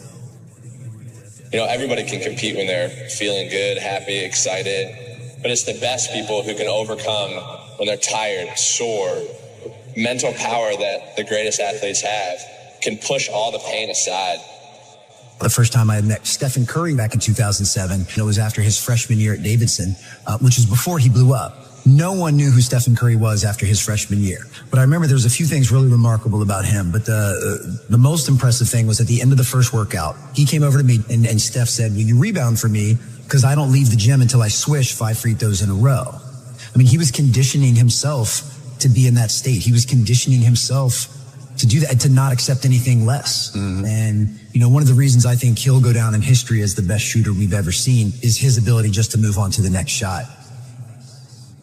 But at the root of it is you want to be the best. Yeah. You love competing and you want to dominate. The greatest athletes in the world don't make excuses. I wanted to do something that nobody had ever done before. And that started with a dream and a goal. I wanted to be the greatest of all time. And I think I always felt like I wanted to be good at everything I did and be great at what I did. And I never expected to be as good as I was. No matter what you do in life, where you're at, this is what winning takes. And it's in all of us. We all have fear. But if you harness it, it takes you to places that you couldn't even imagine. There's mistakes. There's regrets. There's sadness. There's joy. There's frustration. There's sorrow. There's heartbreak. There's elation. It's all part of it. It's all part of life. You know, I said to myself, I'm going to do this and no one's going to stop me. And I think that's the biggest thing. In order to win, you have to be seen. Winning is everything. It's everything. People are champions when they really see themselves with no limits, when they really see themselves great. Because when you see yourself there, you are much more willing to do the work. You are much more willing to break barriers that others don't break because they don't really see themselves breaking those barriers. And this young guy, Djokovic, is 19 years old and he plays Roger for the first time in a Grand Slam. He's nobody. When Novak Djokovic started, Rafa and Roger were winning everything. It's impossible to win a Grand Slam with those two guys. You can't beat them. They're just way better than everyone. And he's interviewed before the match and he says, I'm going to beat this guy. And I remember the press went really bad against him. Who does he think he is? But he was seeing him there. He was seeing himself there. He was seeing himself better than them, which maybe people saw that as being cocky, but he was just very confident about his abilities. And he ended up being the best of the three. He beat all the records. He beat them on every level because his self-belief was extremely high. His self-esteem, the way he was seeing himself. That's how I know if someone is a champion. And a lot of people fake it, which is better than not faking it, but it's not as good as really believing it deeply inside. You talk to the young players, they will say, I want to be number one. I mean, they wish. Yeah. The ones who really want to, you know, because they're not only saying it, but they're putting on the work. And this is a big difference because when you really believe you can get there, it's much easier. It's never easy to work hard, but in a way, you are willing to do everything to get there. When you wish it, you do things halfway or you don't do it fully. So that's a big difference. But when you look at the road to winning, people look at you and they're like, you're a success. But your road has so many more steps. Those steps are infinite. Sometimes you get to see them. Sometimes you don't. Sometimes they're there. Other times they're wobbly. You don't know if that next step is going to be there, but you have enough belief in yourself to say, I know it's there. I'm going to take that step. I may miss the step. I may fall. I may get scraped. That step may go into quicksand, but I know there's another step. I know it. I believe inside me that there's another step that I have to take, that somebody else isn't making me take. Those steps are infinite. Winning is infinite. Those steps are infinite. Of course, if your self-esteem is big, like huge champions, I mean, legends like Serena or Venus, and I had this discussion with Richard Williams, their father, and he told me my main focus was to create two young ladies that were believing in themselves in general. And he said to me this, and I believe it, whatever they would have done, they would have been successful. We chose tennis, but if they would have wanted to be runners or singers or whatever, they would have succeeded because they had this incredible self-esteem that they have. And you'll see that whatever they're going to do after tennis, they're going to be successful. I think from the get-go, I believed I could do it. You know, it just seemed so real to me. I'd already gotten sponsors. I was already winning competitions. And I saw the pros, you know, making a great living at what they were doing. And I just figured, like, God, if I could just get to that point, you know, I think I could make a bit of a living out of this. Why would you do crazy efforts, working crazy hard to achieve something you don't really believe in? Why would you put yourself at risk to fail if you don't deeply believe that at the end you're going to make it? not saying that people never fail. Of course they fail, and Serena failed many times in tennis too. But we remember what she achieved, which is much bigger. The great Serena Williams. I mean, I just never think I'm going to lose. I just don't want people to think I'm too cocky or anything. And you're only as good as your last win. So I hate losing. I mean, that's no secret. So, but you got to lose. I feel like every time I lose, I get better. And I think it's important for me to have the losses. Just the fewer, the better for me. I think a lot of people they see you run and they say, oh, it looks so easy. You really look effortless. But before it gets to that point, it's hard. It's like hard work. Day in, day out, sacrifice, day in, day out. The confidence comes from preparation. So when the game's on the line, I'm not asking myself to do something that I haven't done thousands of times before. When I prepare, I know what I'm capable of doing, I know what I'm comfortable doing, and I know what I'm not comfortable doing. Right? And so in those moments, if it looks like I'm ice cold or not nervous, it's because I've done it thousands of times before. So what's one more time? No, I've never been afraid. I mean, obviously you're nervous, but afraid means you're not confident in your skills. I have total confidence in my skills, so I'm not afraid. If you put your mind to doing whatever you want to do, good things can happen. That shot gave me the idea that I could be better than what people think, and I can, surpass any expectations that I may have for myself. The start is just every day do something you didn't do the day before. If you just pay attention to the details, you pay attention to the details, those distinctions are easy to see. Everybody talks about working hard, showing up early, showing up late, doing all. Everybody can do that. Everybody can do that. It's the mannerisms of the way they carry themselves. It's the way they compete. It's the way they listen. It's the way they absorb information, how coachable they are. The one thing all my athletes in business, in sports, the best of the best are so coachable. They listen.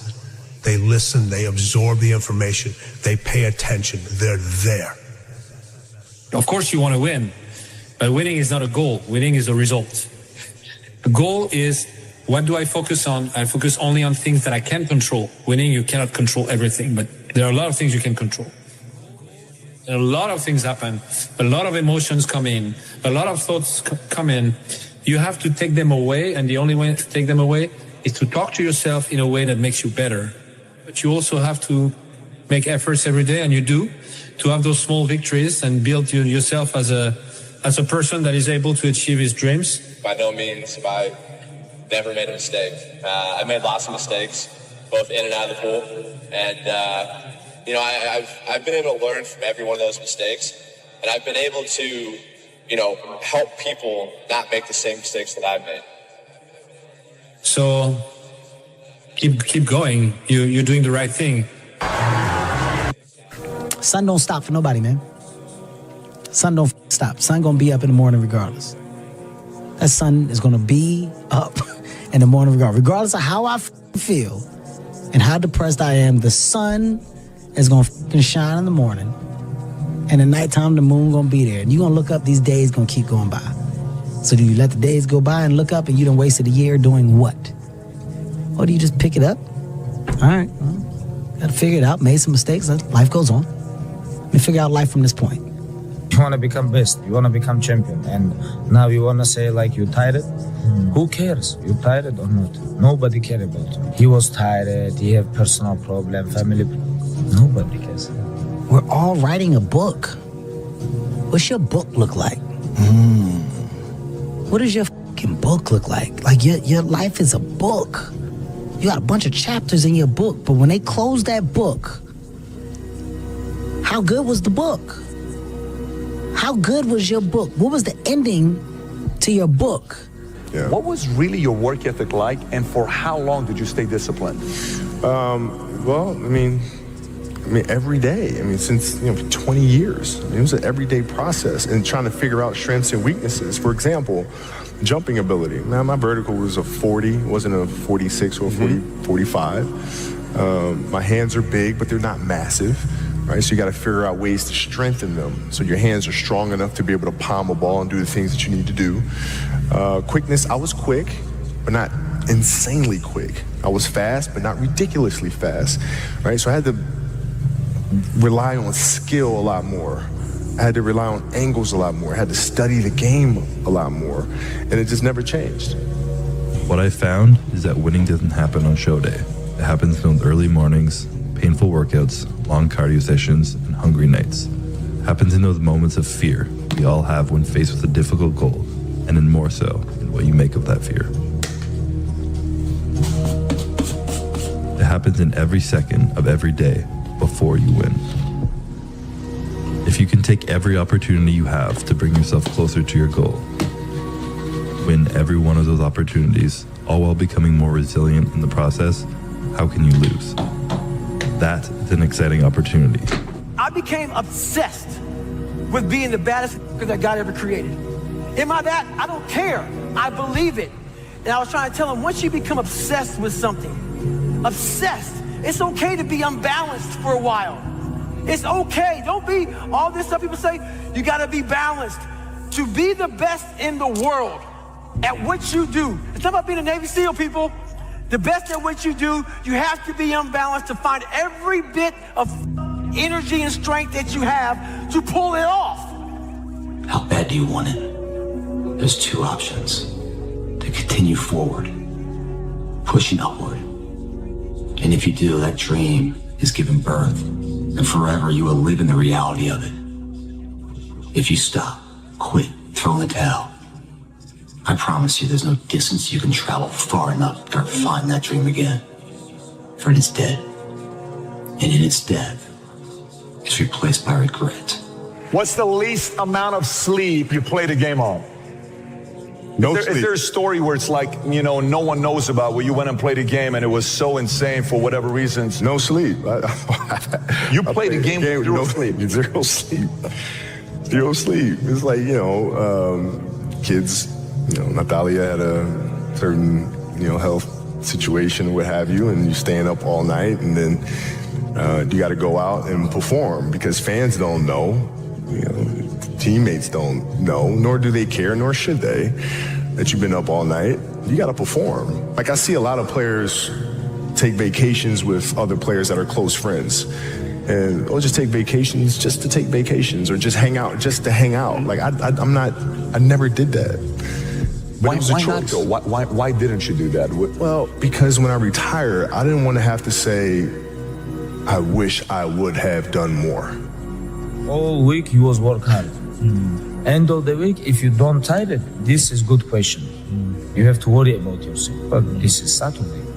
Your 6th day, you work so hard. Of course you're gonna tire it. Tomorrow rest, and Monday we're gonna begin one more training. If you don't want, go back to Dagestan and stay with your mom. She's gonna give you every day good breakfast. You don't do nothing. Stay there. But if you come here, don't complain. You wanna become best. You wanna become champion. And now you wanna say like you tired?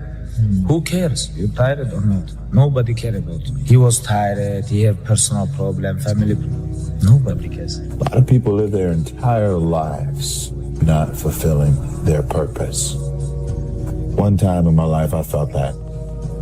What was my purpose? Till you find the center of your being, you will continue to walk, going through the motions. The one companion that's always going to be with you is yourself.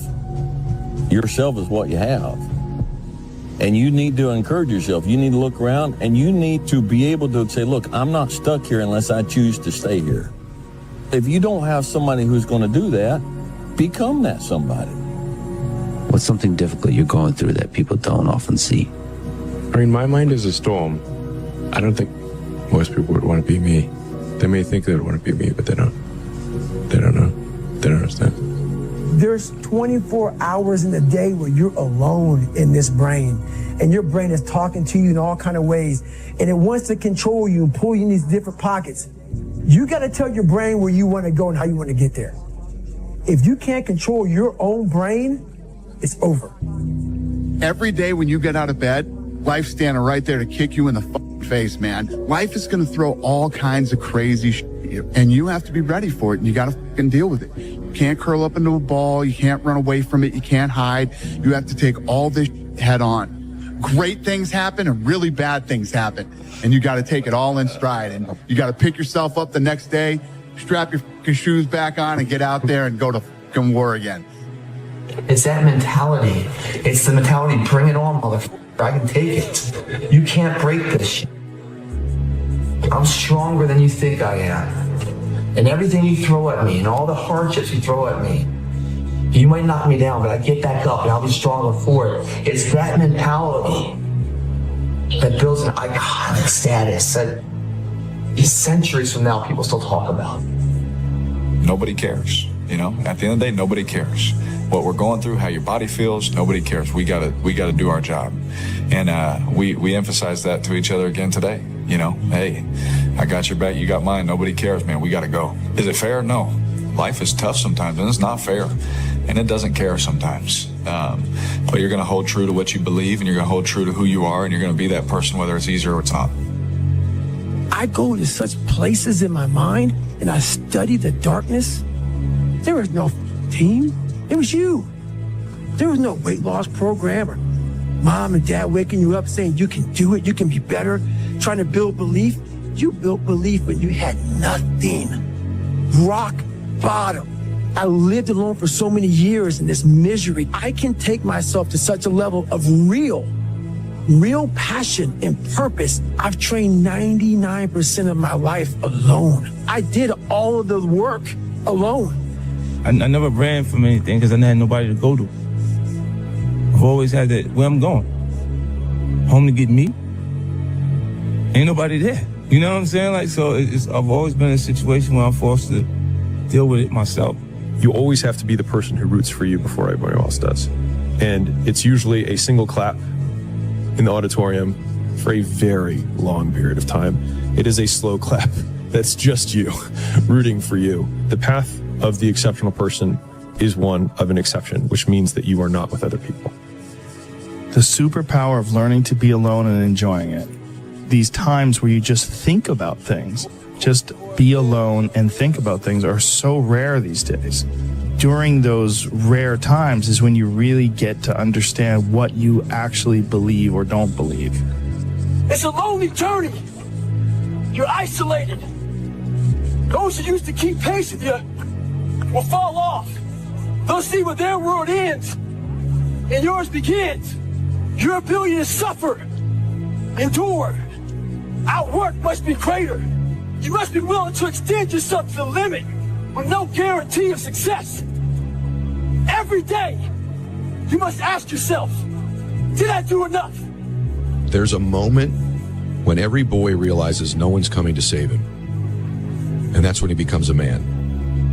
And some boys never get there and stay children forever. No one's effing coming to save you. No one. No one's coming to push you. No one's coming to tell you to turn the TV off. No one's coming to tell you to get out the door and exercise. Nobody's coming to write the business plan for you. It's up to you. Unless you understand that you've got to push yourself, you're not going to make your dreams come true. Largely, everyone needs to go through the same challenges that you're going through. Every single difficult thing that you do is kind of like a massive wall that you need to get over. And you go, wow, I'm so glad that I've got over that wall. And think about how many other people are going to fall at that wall. What I've learned is to always keep going. Always. I've come to find out is that, no matter what happens, the storm eventually ends. And when the storm does end, you want to make sure that you're ready. And so I've really learned to put one foot in front of the other, good, bad, or indifferent, because eventually that storm passes. If you don't show up, guys, you know the outcome. You'll never get the job, never get the part, never get the girl if you don't show up. If you show up, you put yourself in a situation to create those opportunities. And when you show up, how hard do you go? That's the faster the opportunity will come to life for you. It's up to you guys. Small down payment that you're willing to pay every day to the large investment of a greater life. You only got one life, guys. If you work it right, you only need one. I told myself I couldn't quit. I told myself this was going to happen. This is destiny. Whatever is really burning in your heart, you got to really believe in yourself. even when nobody else won't. You got to believe in yourself and say, I'm not stopping. And I told myself I'd die before I stopped. When you feel like giving up, don't. When you thinking about giving up, don't. When it look like you ain't gonna make it, keep going. When they tell you you can't, come on, man, who are they? You got to be relentless. I gotta thank the man up top, G.O.D., because I'm nothing without him. Last but not least, I want to thank me. I want to thank me for believing in me. I want to thank me for doing all this hard work. I want to thank me for having no days off. I want to thank me for never quitting. But Snoop Dogg, you a bad... Do you be yourself and make sure that you love being yourself. And it's going to be roadblocks, it's going to be tribulations, but always remember this is a life experience. Accept the experience, appreciate the experience, find your journey, respect your journey, and love it. You're going to realize it one day. That happiness was never about your job or your degree or being in a relationship. It was never about being like the others. That happiness was always about the discovery, the hope, the listening to your heart, and following it wherever it chose to go. Happiness was always about being kinder to yourself.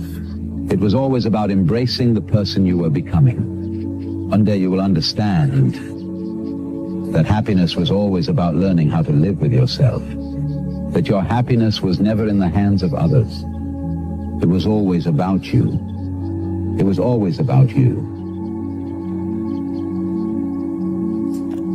Just shut up and let me enjoy this pain. I don't want anything to numb it.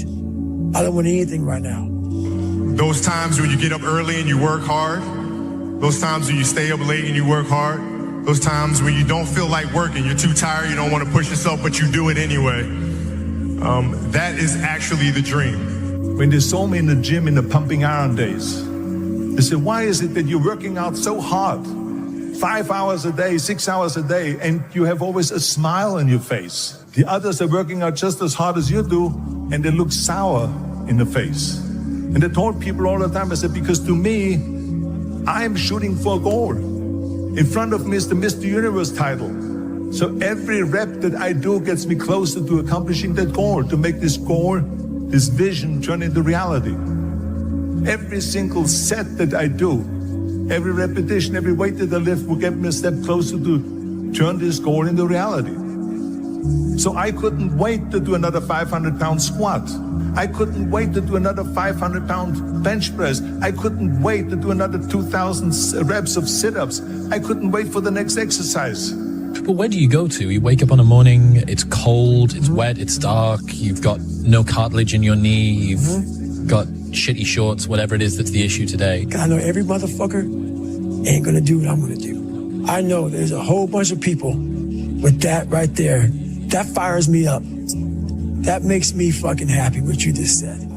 That brings joy to my life right there. Why? Because I know there's so many people that have the ability and just refuse to get off that couch. Refuse to study a few more hours. Refuse to go deeper, to go further. And that's where I gain the advantage. It's so easy to be great nowadays, my friend, because most people are weak. I get happier about the harder it is because I know that no one else will follow. It's a selection effect. And I think if you can shift from this is hard to no one else will be able to do this, then it flips from being this thing that you're like, oh, poor me, to oh, poor everyone else who's going to have to fucking try. Be the guy who embraces the ugly, the miserable. Be the guy who embraces hard work, the grind. Don't be afraid of being hurt. Don't be afraid of sacrificing some blood. There was probably 100 days where I didn't want to do anything. I wanted to stay in the pool or stay in my bed and not get out. But those were the days where you have to. You have to get up and do something, because I think that's really what separates the good from the great. The greats do things when they don't always want to do them. Rich people don't sleep 8 hours a day.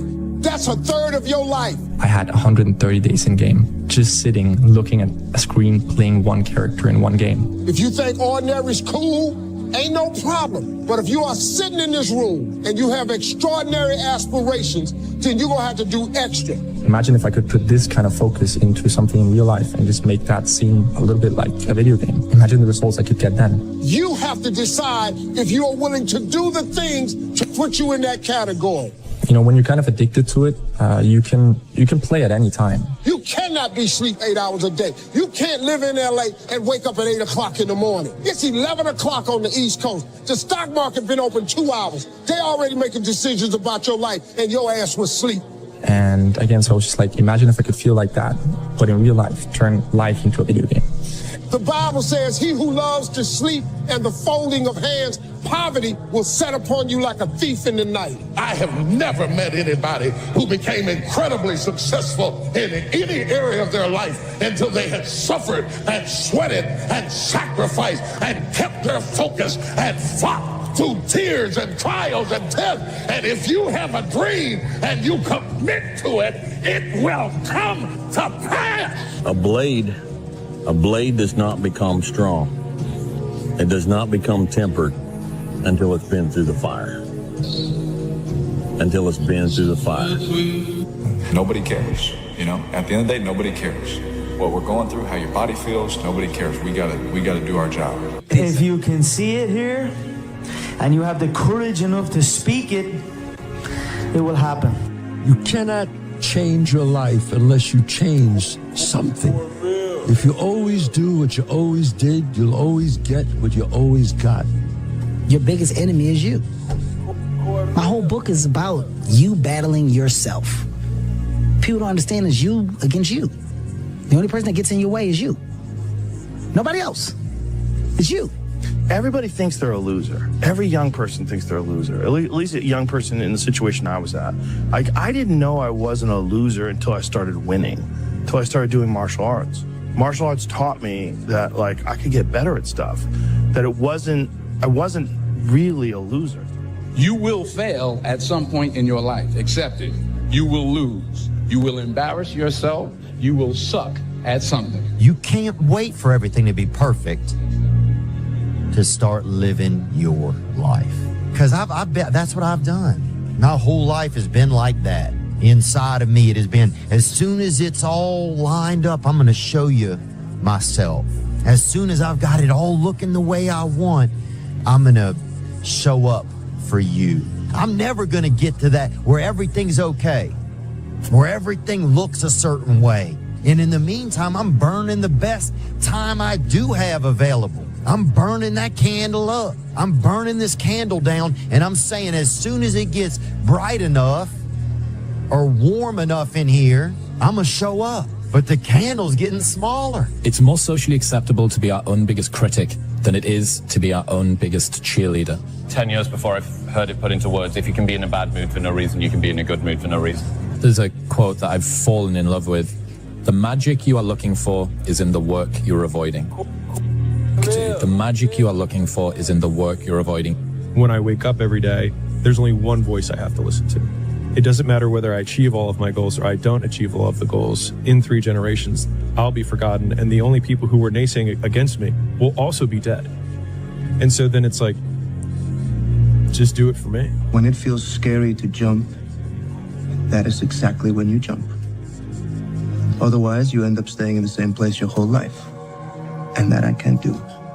You're always afraid to take the first step because all you see is every negative thing 10 miles down the road. You are bound by nothing. I'm going to have setbacks, I know. But if I'm feeling bad, that doesn't mean I'm doing bad. That doesn't mean I am bad. That doesn't mean that I can't still take some action. Because, yeah, nothing changes and nothing changes, man. When you had that third failure in a row, did you think, I need to pack this in? Never. Why not? I don't ever give up. I mean, I'd have to be dead or completely incapacitated.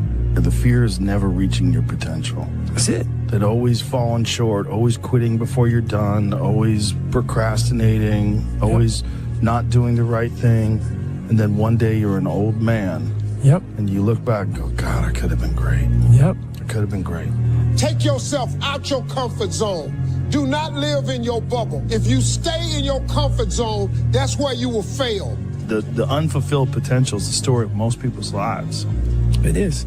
It is. And it could have been the story of mine. And I tell a lot of people go, what's your biggest fear in life? And my biggest fear, honestly, was, let's say this. Let's say, I don't care if you believe in God or not. I don't care. So this is play a game with me. Let's say you're God. And we have a big, long line of people.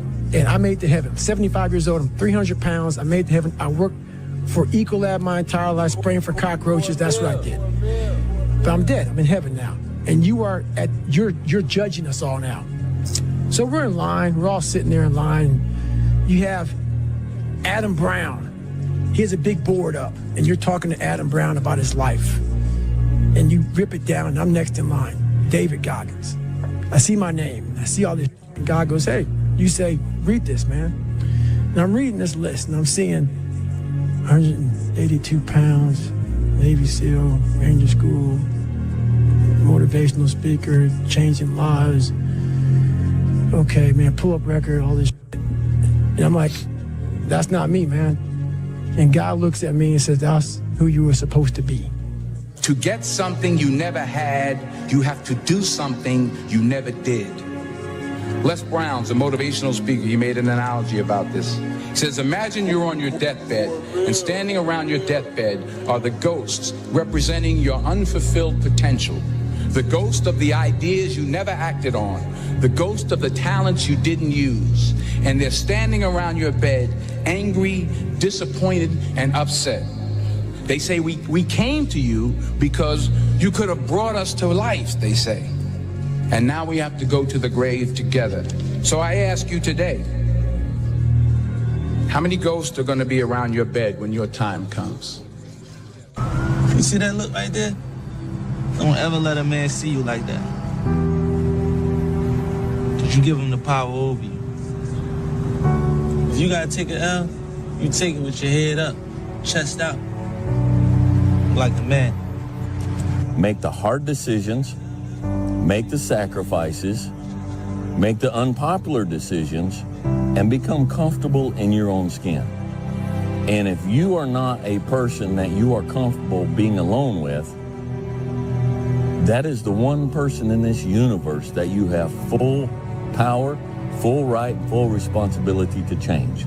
If you had to create a human, what would you put them through to make them tough? It probably wouldn't be a really chill life. What would you put them through to make them patient?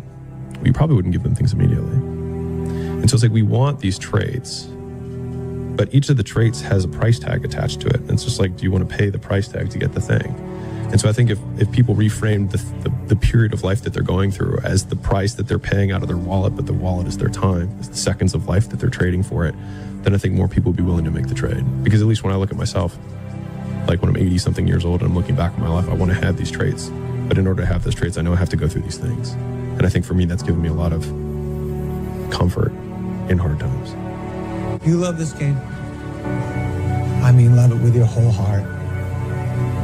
Because if you don't, let's not even bother.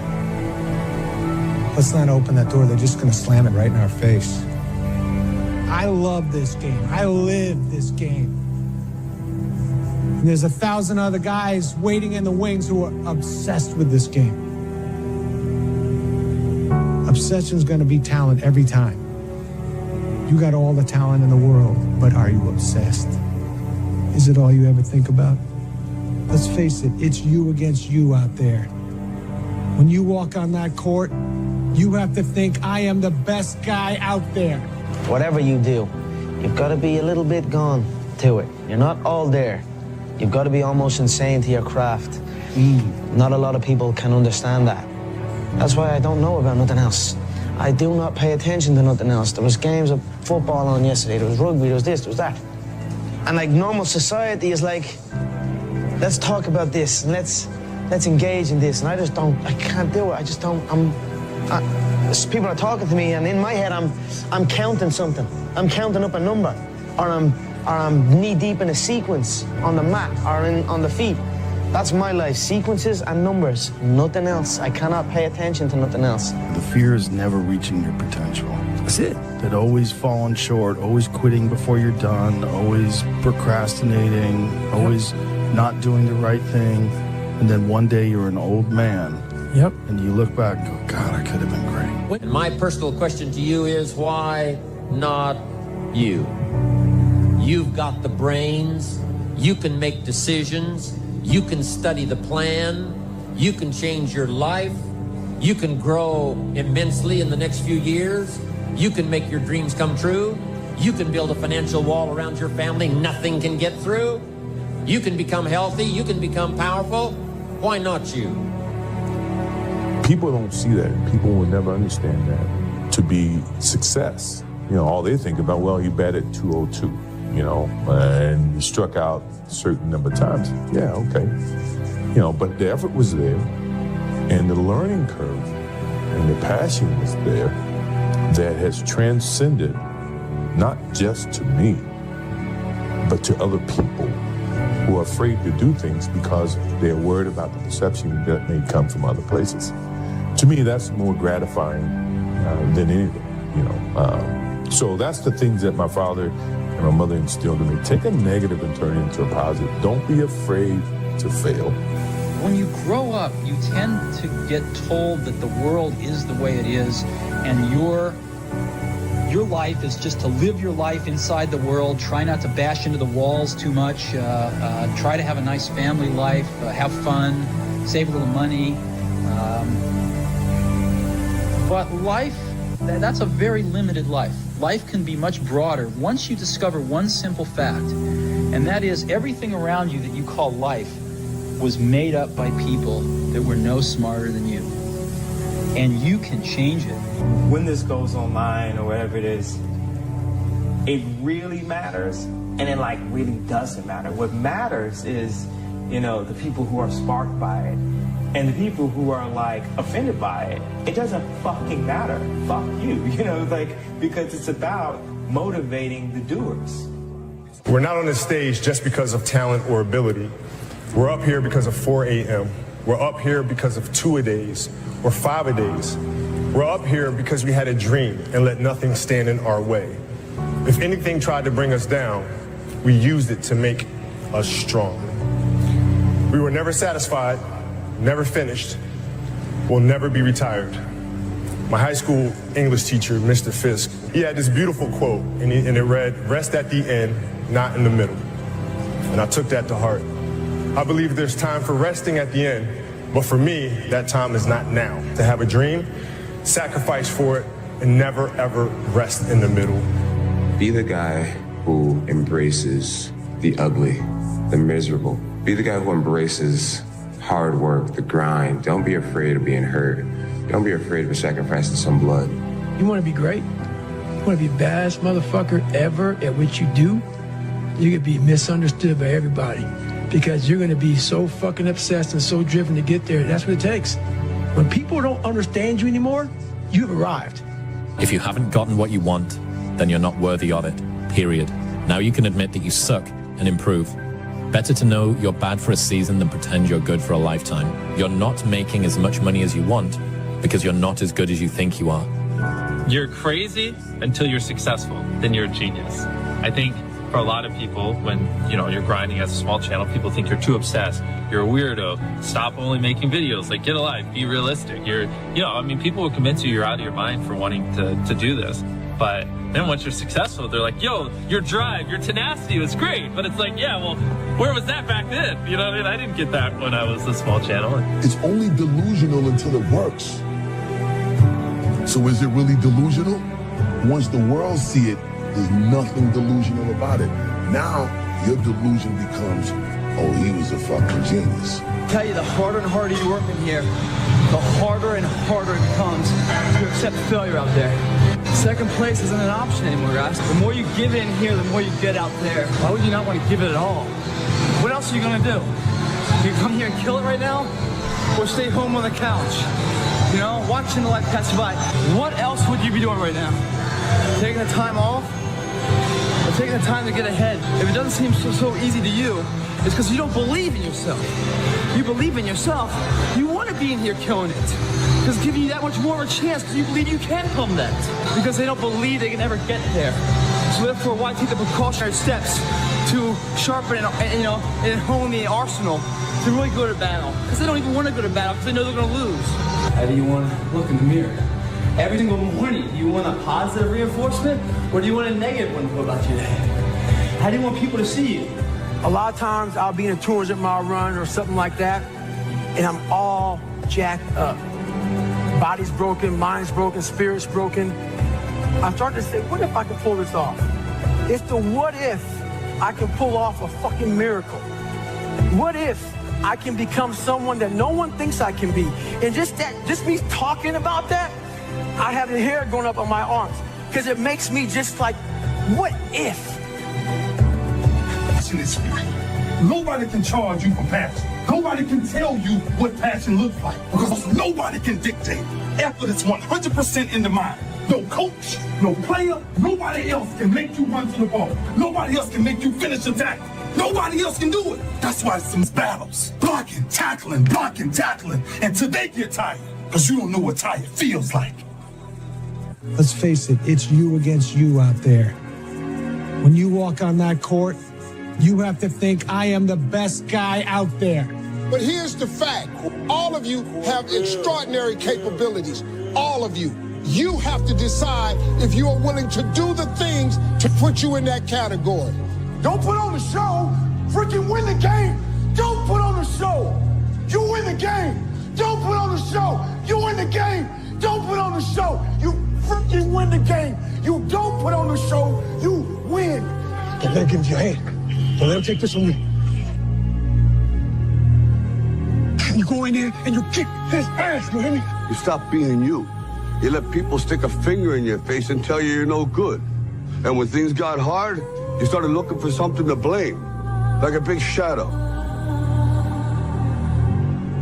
Damn, Ron, come on!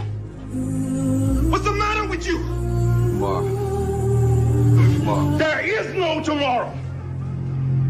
There is no tomorrow. There is no tomorrow. This ain't blackjack, Vinny. This is it. This is it. You see this guy here staring back at you? Yeah? That's your toughest opponent. Every time you get into the ring, that's who you're going against. I believe that in boxing, and I do believe that in life. Let me tell you something you already know. You, me, or nobody is gonna hit as hard as life. But it ain't about how hard you hit. It's about how hard you can get hit and keep moving forward. How much you can take and keep moving forward. That's how winning is done. Anger is your biggest tool. Fighting angry, that drains you twice as fast.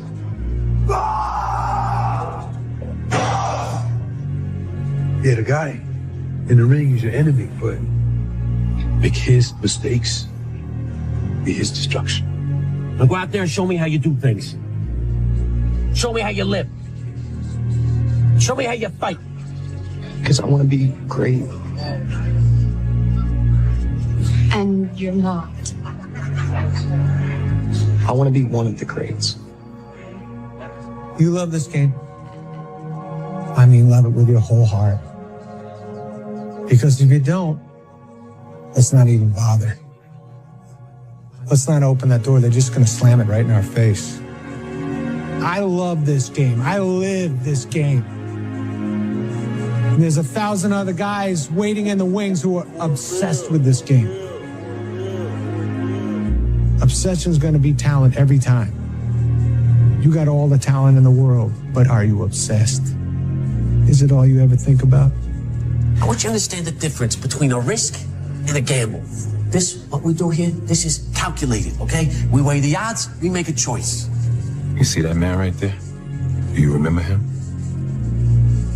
You gotta block out everything and be in the moment. Not the past, not the future, right now. You have control of this. This belongs to you. This is yours. You're the captain. You're the master. You're the foreman. You're the general. You're the head. Don't give control of this to nobody. Don't let this man control you. Don't let him control you. You got to get real doggish. Now, like I was telling you before, if you want to be ordinary, you ain't even got to listen to me. Just go on about your business. Hard times create hard men. Hard men create soft times. Soft times create soft men. Soft men create hard times. If you don't fail, you're not even trying. My wife told me this great expression. To get something you never had, you have to do something you never did. Failure has been achieved, thank God. Now, the only place to go from failure is to win. You have to achieve failure. You have to take it that far. Nobody wants to go that far. It's too scary. But you know something? I got news for you. That's where winning is. It always has been. Nothing's changed. Damn, Ron, come on! What's the matter with you? Tomorrow. Let's do it tomorrow. There is no tomorrow. There is no tomorrow. Les Brown's a motivational speaker. He made an analogy about this. He says, imagine you're on your deathbed, and standing around your deathbed are the ghosts representing your unfulfilled potential. The ghost of the ideas you never acted on. The ghost of the talents you didn't use. And they're standing around your bed, angry, disappointed, and upset. They say, we came to you because you could have brought us to life, they say. And now we have to go to the grave together. So I ask you today, how many ghosts are going to be around your bed when your time comes? I'm the best ever. I'm the most brutal and vicious and most ruthless champion there's ever been. There's no one can stop me. Lynx is a conqueror. No, I'm Alexander. He's no Alexander. I'm the best ever. There's never been anybody as ruthless. I'm Sonny Liston. I'm Jack Dempsey. There's no one like me. I'm from Nairclaw. There's no one that can match me. My style is impetuous. My defense is impregnable. And I'm just ferocious. I want your heart. I want to eat his children. Praise be to Allah. You have to learn how to fail. A lot of us have big dreams, big goals. And when you have goals that are maybe outside your reach, you have to know that getting to that goal, you're gonna have a lot of bad days. So I had to teach myself how to fail right. And what that means is, when I fail, I can't spend much time in that fail zone. I have to be able to get up and get after the next day just as fast. I don't have time to stay here and feel bad for myself for weeks and months and years, because I'll lose that time. The mud consumed each man till there was nothing visible but our heads. The instructors told us we could leave the mud if only 5 men would quit. Only 5 men, just 5 men, and we could get out of the oppressive cold. Looking around the mud flat, it was apparent that some students were about to give up. It was still over 8 hours till the sun came up. 8 more hours of bone-chilling cold. The chattering teeth and the shivering moans of the trainees were so loud, it was hard to hear anything. And then one voice began to echo through the night. One voice raised in song. One voice became 2, and 2 became 3, and before long, everyone in the class was singing. The instructors threatened us with more time in the mud if we kept up the singing, but the singing persisted. And somehow the mud seemed a little warmer, and the wind a little tamer, and the dawn not so far away. If I have learned anything in my time traveling the world, it is the power of hope, the power of one person. Work, work, work, work, work. No results, but I'm a little bit better. Work, work, work, work, work. Work, work, work, work. No results, but I'm a little bit better. Work, work, work, work, work. No results, I'm a little bit better. Work. Boom. Just got paid. I just got paid. And it looks like overnight success. Yeah. It's like, oh, shit. It happened in a year. No, bro. It doesn't. The truth in front of you is it sucks. It's painful. It's fucking mind-numbing.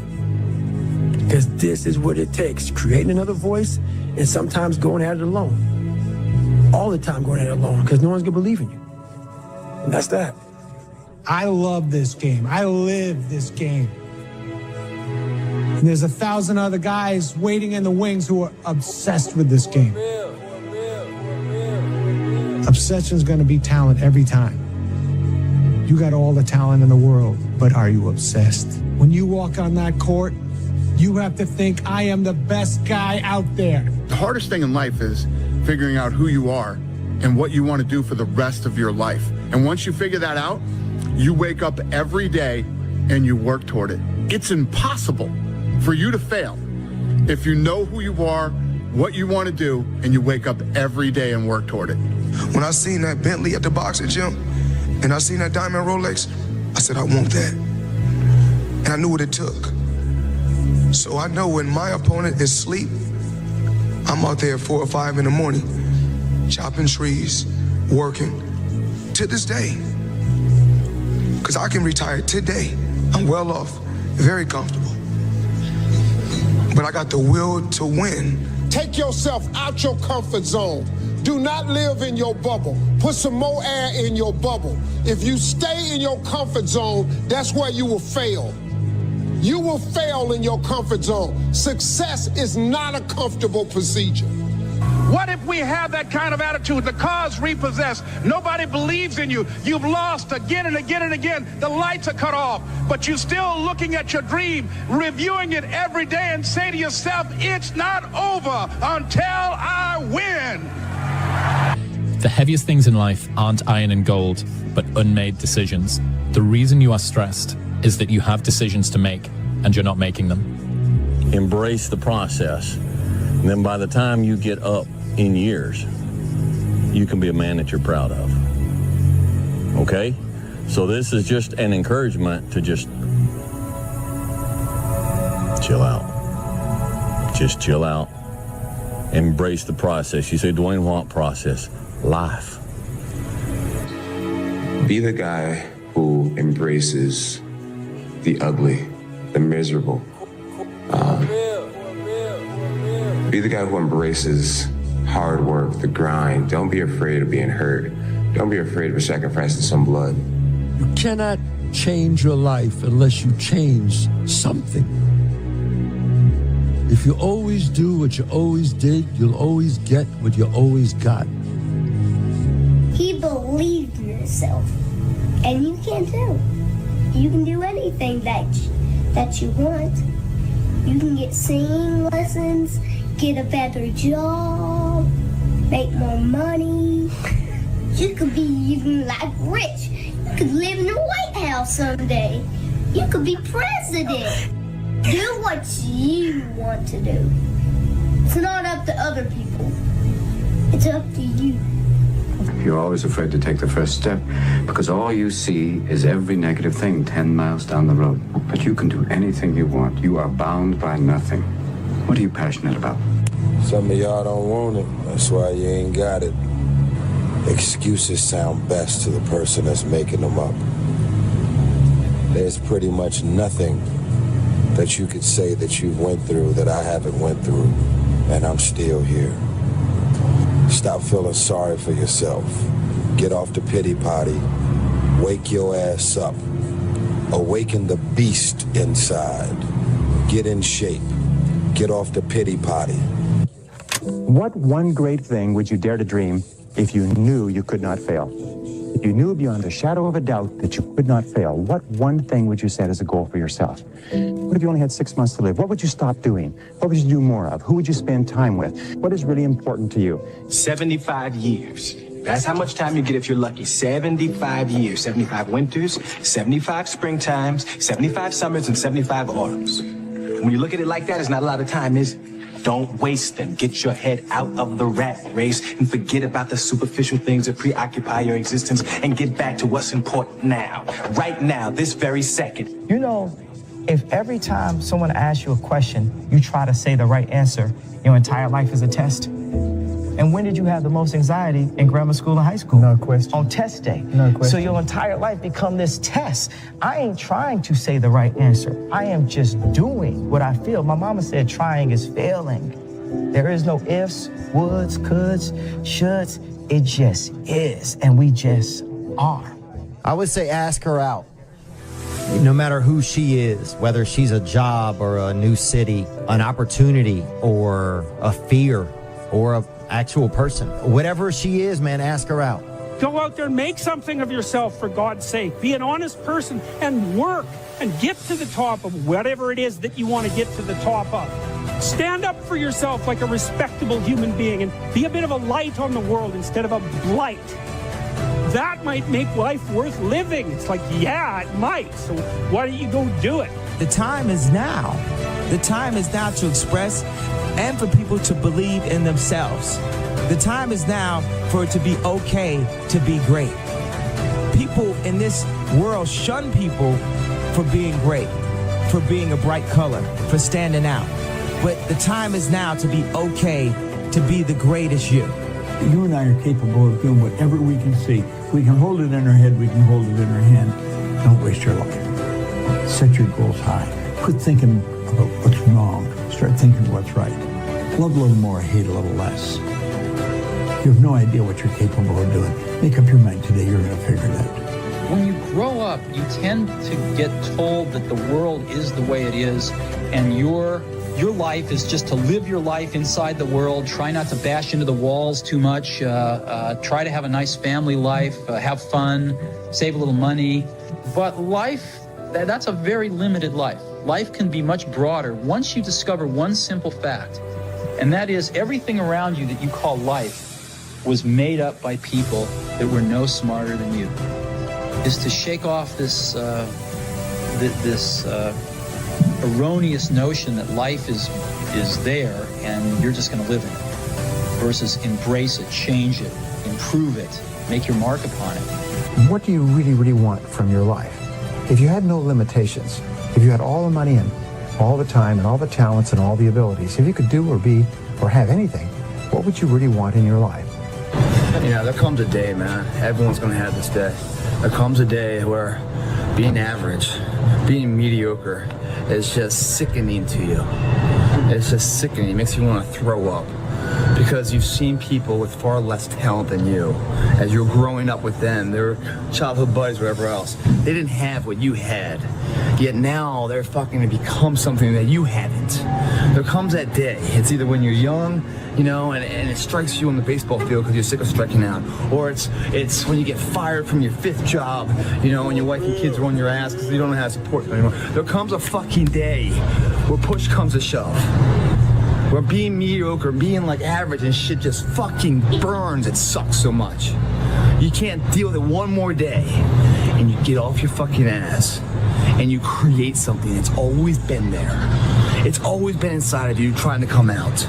But you've never wanted to unwrap it because it's too much fucking pain and commitment.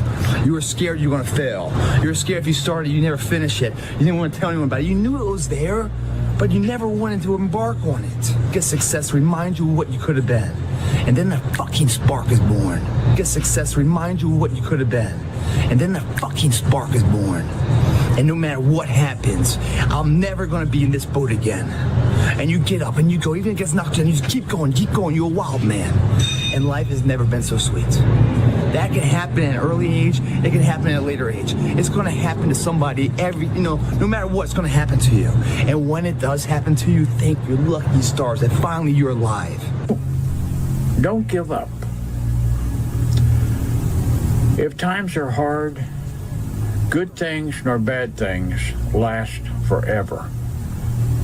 But most generally, we are in control of our own destiny. It is that you're all in. No matter what you do, you're all in. This is going to kill you. So I think you might as well play the most magnificent game you can while you're waiting. Because do you have anything better to do? Really? Why not pick the best thing possible that you could do? Why not do that? Maybe you could justify your wretched existence to yourself that way. I think you could, because you're more powerful than you think. Way more powerful than you think. I mean, God only knows what you are in the final analysis. You're blind to your own weaknesses, but you're also blind to your own strengths. It's like, how far could you take that? If you stopped wasting time, and if you stopped lying, and if you oriented yourself to the highest possible good that you could conceive of, and you committed to that, how much good could you do? Well, I would say, why don't you find out? It's time to unwrap the potential you can be. Superior, man. It's within you. It's within every single one of us. And the people that have risen to that level were no different than any one of us. It's just they believed it and they were willing to work their fucking ass off to get it. It wasn't about the potential. It wasn't about the genetics. It wasn't about the perseverance. And it wasn't about being the hardest fucking worker in the room. That's what got them there. And it didn't happen overnight. They got knocked down more than they ever stood up. But they kept going and kept going and kept going and kept going, because what else is the alternative? To be average again. That sucks, man. I had a difficult childhood, but there's no excuse for people not being able to do what they want to do. You can do anything that you want to do. What do you really, really want from your life? If you had no limitations, if you had all the money and all the time and all the talents and all the abilities, if you could do or be or have anything, what would you really want in your life? I'm going to have setbacks, I know. But if I'm feeling bad, that doesn't mean I'm doing bad. That doesn't mean I am bad. That doesn't mean that I can't still take some action. Because, yeah, nothing changes and nothing changes, man. You're the backbone of this country. You're the backbone of the world. I don't care if you're in Asia, Africa, Korea, Japan. I don't care where you are, the United States. You are the leaders, the future leaders of this world. Happen in life, folks. You cannot change your life unless you change something. If you always do what you always did, you'll always get what you always got. The unfulfilled potential is the story of most people's lives. It is. It is. And it could have been the story of mine. And I tell a lot of people go, what's your biggest fear in life? And my biggest fear, honestly, was, let's say this. Let's say, I don't care if you believe in God or not. I don't care. So this is play a game with me. Let's say you're God. And we have a big fucking long line of people. And I made it to heaven. I'm 75 years old. I'm 300 pounds. I made it to heaven. I worked for Ecolab my entire life, spraying for cockroaches. That's what I did. But I'm dead. I'm in heaven now. And you're judging us all now. So we're in line. We're all sitting there in line. You have Adam Brown. He has a big board up. And you're talking to Adam Brown about his life. And you rip it down. And I'm next in line. David Goggins. I see my name. And I see all this shit. And God goes, hey, you say, read this, man. And I'm reading this list. And I'm seeing 182 pounds, Navy SEAL, Ranger School, motivational speaker, changing lives. Okay, man, pull-up record, all this shit. And I'm like, that's not me, man. And God looks at me and says, that's who you were supposed to be. I'm always waiting for everything to be perfect before I live my life. I'm always waiting for everything to be perfect before I live my life. As soon as these things line up, I'm going to live my life. Man, I'm so guilty of that. It's not all I'm never gonna get to that where everything's okay, where everything looks a certain way.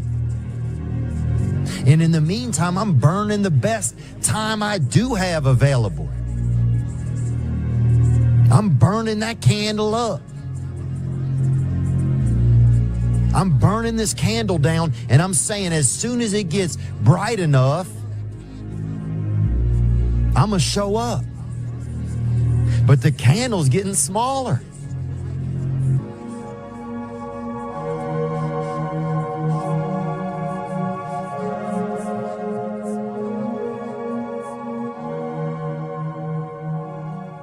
"10 years from now, you will surely become someone. The big question is, who? 10 years from now, you will surely arrive. And the question is, where? So to answer the question of where you want to arrive and the kind of person you want to be, you've got to get serious." You think when you're young that you have all this time. You have no time. There's no time. I mean, one of the quotes on the wall in the gym in there is no tomorrow. From Rocky 3, you know, there is no tomorrow. F that shit. Let's get all this shit done today. Well, someday ain't a day of the week. You know, there's Monday, Tuesday, Wednesday, Thursday, Friday, Saturday, Sunday. Look on your calendar. Some day's not on there. So You got to say, okay, I'm going to take this small step by here, this small step by there, this small step by there, and then pretty soon, we don't leap tall buildings in a single bound. We take it a floor at a time. Everybody's in their bed, sleep, dreading that it's a Monday, hate it's a Monday, and I'm loving it. I'm loving that. Where everybody's getting weaker, I'm getting stronger. It's not about the running, the swimming, the push-ups, the sit-ups. It's about what those things do for your mentality. You don't get better on the daggone couch. You get better by coming out here and getting the fuck after it every daggone day. Greatness is not meant for a few chosen people. It's meant for those who persistently pursue their dreams every day and make that choice when they wake up. So just a mentality, really. Aspirations come from people that do amazing things, but they're really ordinary people just waking up every day doing the little things that other people aren't doing. So Every morning when you get up, say over and over to yourself, do it now, do it now, do it now. I do it now, do it now. Whenever you have this tendency to procrastinate, program your subconscious mind with this automatic conditioned command, do it now, do it now, do it now. The best way to fight the demons that chase you in the night is to stop and turn around. Turn around, face them. Man up. For you to look back on that week with pride. Okay, maybe stop breaking promises to yourself. When you say, I'm going to wake up tomorrow at 7 a.m., and when the option comes to hit the snooze button, don't do it. There's one win that you've got for the day. That's action. The path of the exceptional person is one of an exception, which means that you are not with other people.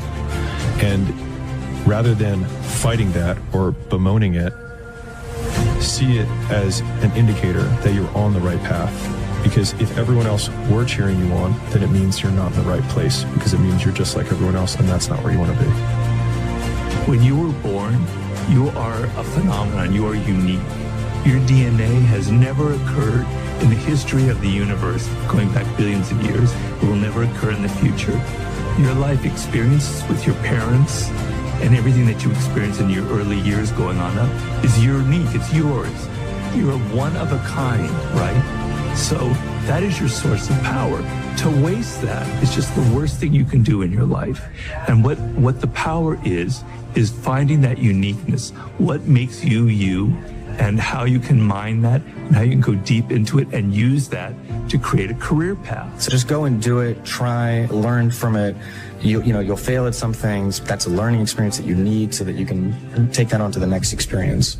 And don't let people who you may respect and who you believe know what they're talking about, don't let them tell you it can't be done. Because often they will tell you it can't be done. And it's just because they don't have the courage to try it. What if I told you this was the last Monday morning of your life? What if I told you you died this week? Would you complain about your crap job or that test you don't want to take? I doubt it. You would go much higher level thinking. If you're not pumped right now, if you're begrudging what you're about to do, if you're not looking forward to it, look, we're living in a world where there's so much more opportunity. Please take a step back and think about how awesome it actually is. Recognize that you can attack the world in a totally different way because you were lucky enough to be born during this era. I'm going to have setbacks, I know. But if I'm feeling bad, that doesn't mean I'm doing bad. That doesn't mean I am bad. That doesn't mean that I can't still take some action. Because, nothing changes and nothing changes, man. There'll be times where you succeed and there are times that you fail. So wasting your time doubting whether you're going to be successful or not is pointless. It is. I mean, you just put one foot in front of the other, you control what you can't control, and then you see what the outcome is. Right? If you win, great. You're going to have to wake up the next day and do the journey over again. If you lose, it sucks, but you're going to have to wake up the next day and do the journey all over again anyway. Right? So it's really pointless to sit here and debate or have doubt or this, that, and the other. You train as hard as you can, and you step out there and you let it flow. It's time to stay focused. It's time to decide, fuck clubs, fuck partying, fuck trying to fit in and socialize. Rub elbows with everybody so people can stop calling you weird. Why are you so antisocial? Because I'm trying to get it. Why are you staying on the basketball court so much? Because I'm trying to get it. Why are you out there practicing in the hot sun when ain't nobody else out there? Because I'm trying to get it. Why are you not clubbing like every time I text you and invite you to go do something fun and cool, you always studying? Because I'm trying to get it. Let me tell you something, homie. These women ain't going nowhere. These clubs, these parties, all this shit ain't going nowhere. The more weird you are is a reflection of how committed you are to focusing on your shit, molding and shaping and developing your ideas and your craft so that when it's time for you to make your rounds, you gon' fly. Stop running around here trying to live up to the hype, homie. Right now, you guys are sitting there, and to make that first step towards greatness is the hardest step. But there is one thing harder than that, my friends. It's later in life. As you look back on your life, the windows of opportunity has closed. Your ability is no longer present. And you think back and you could have been great. Right now, you had the ability to never have that debate inside your head. That's the debate you can never win. I don't know what dream you have, but I can guarantee you that there's somebody in the hospital right now praying, begging God to have the opportunity that you have right now. Don't blow it. It is time to go from mediocre to meteoric. It is time to go from being counted out to being counted on. An hour lost today is an hour lost forever. In life, there's no timeout. You can't raise your hand and stop the clock. It doesn't happen. So instead, I recommend you learn how to flip that switch when you face something that is overwhelming or challenging. You flip that switch that says, go time. You don't have forever. Stop acting like it. That's the way life is. You don't have enough time. You gotta make time. God told me to tell you, don't pray no more. You don't need to pray. I gave you life. It's precious. You the one playing with it. You the one taking it for granted. You getting up late. You got an attitude. You don't feel it. I gave you breath. Use it. Get there early, man. You got all this stuff you want to do and you never say you got enough time. But get there early. No one's there. No one's doing anything in the morning. It's time to stay focused. It's time to decide clubs, partying, trying to fit in and socialize, rub elbows with everybody so people can stop calling you weird. Why are you so antisocial? Because I'm trying to get it. Why are you staying on the basketball court so much? Because I'm trying to get it. Why are you out there practicing in the hot sun when ain't nobody else out there? Because I'm trying to get it. Why are you not clubbing like every time I text you and invite you to go do something fun and cool, you always studying? Because I'm trying to get it. Let me tell you something, homie. These women ain't going nowhere. These clubs, these parties, all this shit ain't going nowhere. The more weird you are is a reflection of how committed you are to focusing on your shit, molding and shaping and developing your ideas and your craft so that when it's time for you to make your rounds, you gon' fly. Whatever you do, you've got to be a little bit gone to it. You're not all there. You've got to be almost insane to your craft. Not a lot of people can understand that. That's why I don't know about nothing else. I do not pay attention to nothing else. There was games of football on yesterday. There was rugby, there was this, there was that. And like normal society is like, let's talk about this and let's engage in this. And I can't do it. I just don't, people are talking to me and in my head I'm counting something. I'm counting up a number or I'm knee deep in a sequence on the mat or on the feet. That's my life, sequences and numbers, nothing else. I cannot pay attention to nothing else. You love this game? I mean, love it with your whole heart. Because if you don't, let's not even bother. Let's not open that door. They're just going to slam it right in our face. I love this game. I live this game. And there's 1,000 other guys waiting in the wings who are obsessed with this game. Obsession's going to be talent every time. You got all the talent in the world, but are you obsessed? Is it all you ever think about? Let's face it, it's you against you out there.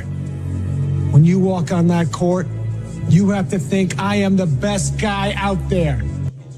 And my personal question to you is, why not You. Your biggest enemy is you. My whole book is about you battling yourself. People don't understand it's you against you. The only person that gets in your way is you. Nobody else. It's you.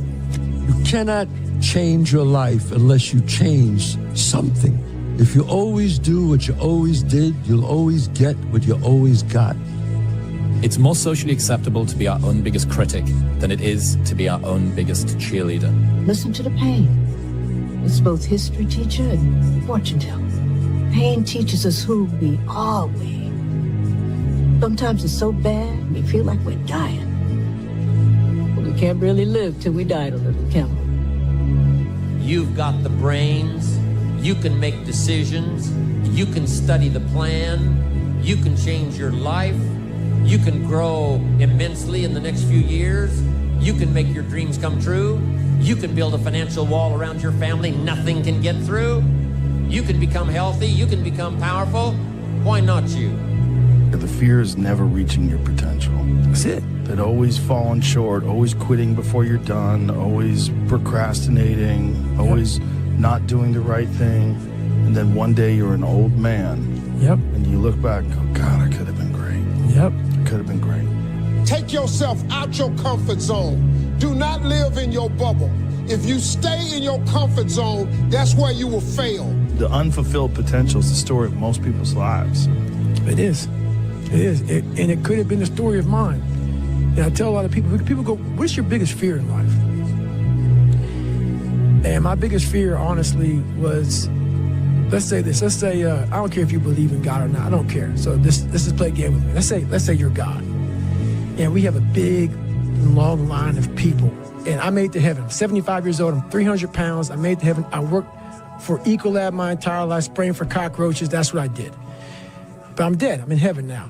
And you're judging us all now. So we're in line. We're all sitting there in line. You have Adam Brown. He has a big board up, and you're talking to Adam Brown about his life. And you rip it down, and I'm next in line, David Goggins. I see my name. I see all this shit, and God goes, hey, you say, read this, man. And I'm reading this list, and I'm seeing 182 pounds, Navy SEAL, Ranger School, motivational speaker, changing lives. Okay, man, pull-up record, all this shit. And I'm like, that's not me, man. And God looks at me and says, that's who you were supposed to be. Gotta be a little bit gone to it. You're not all there. You've got to be almost insane to your craft. Not a lot of people can understand that. Is that when it feels scary to jump, Ian, that is exactly when you jump. Otherwise, you end up staying in the same place your whole life. And that I can't do. You're always afraid to take the first step because all you see is every negative thing 10 miles down the road. But you can do anything you want. You are bound by nothing. You love this game. I mean, love it with your whole heart. Because if you don't, let's not even bother. Let's not open that door. They're just going to slam it right in our face. I love this game. I live this game. And there's 1,000 other guys waiting in the wings who are obsessed with this game. Obsession's going to be talent every time. You got all the talent in the world, but are you obsessed? Is it all you ever think about? Let's face it, it's you against you out there. When you walk on that court, you have to think, I am the best guy out there. I'm going to have setbacks, I know. But if I'm feeling bad, that doesn't mean I'm doing bad. That doesn't mean I am bad. That doesn't mean that I can't still take some action. Because, yeah, nothing changes if nothing changes, man. Everything around you that you call life was made up by people that were no smarter than you. And you can change it. You can influence it. You can mold it. And you had that third failure in a row. Did you think, I need to pack this in? Never. Why not? I don't ever give up. I always felt like I could do anything. That's the main thing people are controlled by. Thoughts, their perception of themselves. They're slowed down by their perception of themselves. If you're taught you can't do anything, you won't do anything. I was taught I could do everything. To all of you watching here, come close to the screen and listen. People don't have to like you. People don't have to love you. They don't even have to respect you. But when you look in the mirror, you better love what you see. You better love what you see. Thank you to the critics. Thank you. Sometimes life can really hijack your mind. When that happens to you, you're all up. Your goals, your ambitions, everything is out the window. In life, we all go through different things. Sometimes your girlfriend or boyfriend breaks up with you. Guess what? Get the over it. They no longer want you. Maybe you failed a test in school. You worked your ass off. Guess what? You failed the test. Get over it. Move past it. Learn to not let life hijack your brain. At work, you've been working your ass off for that new promotion. You don't get it. Someone else does. Maybe they kiss better than you do. Guess what? Get over it. Life will hijack your mind if you let it. Don't allow all these things to make you a lesser person. You must own your mind. Don't let life own yours. It's time to stay focused. It's time to decide clubs, partying, trying to fit in and socialize, rub elbows with everybody so people can stop calling you weird. Why are you so antisocial? Because I'm trying to get it. Why are you staying on the basketball court so much? Because I'm trying to get it. Why are you out there practicing in the hot sun when ain't nobody else out there? Because I'm trying to get it. Why are you not clubbing like every time I text you and invite you to go do something fun and cool, you always studying? Because I'm trying to get it. Why would you not go for it? Why would you not take a chance? At one point in time, you got to take a chance on you.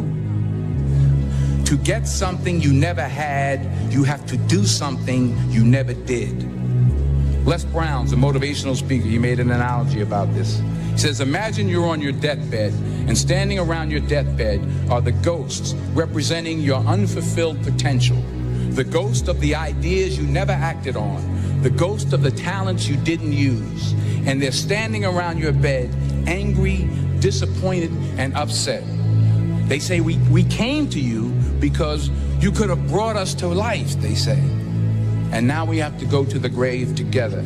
So I ask you today, how many ghosts are going to be around your bed when your time comes? I asked the question, why not you? And now here's my...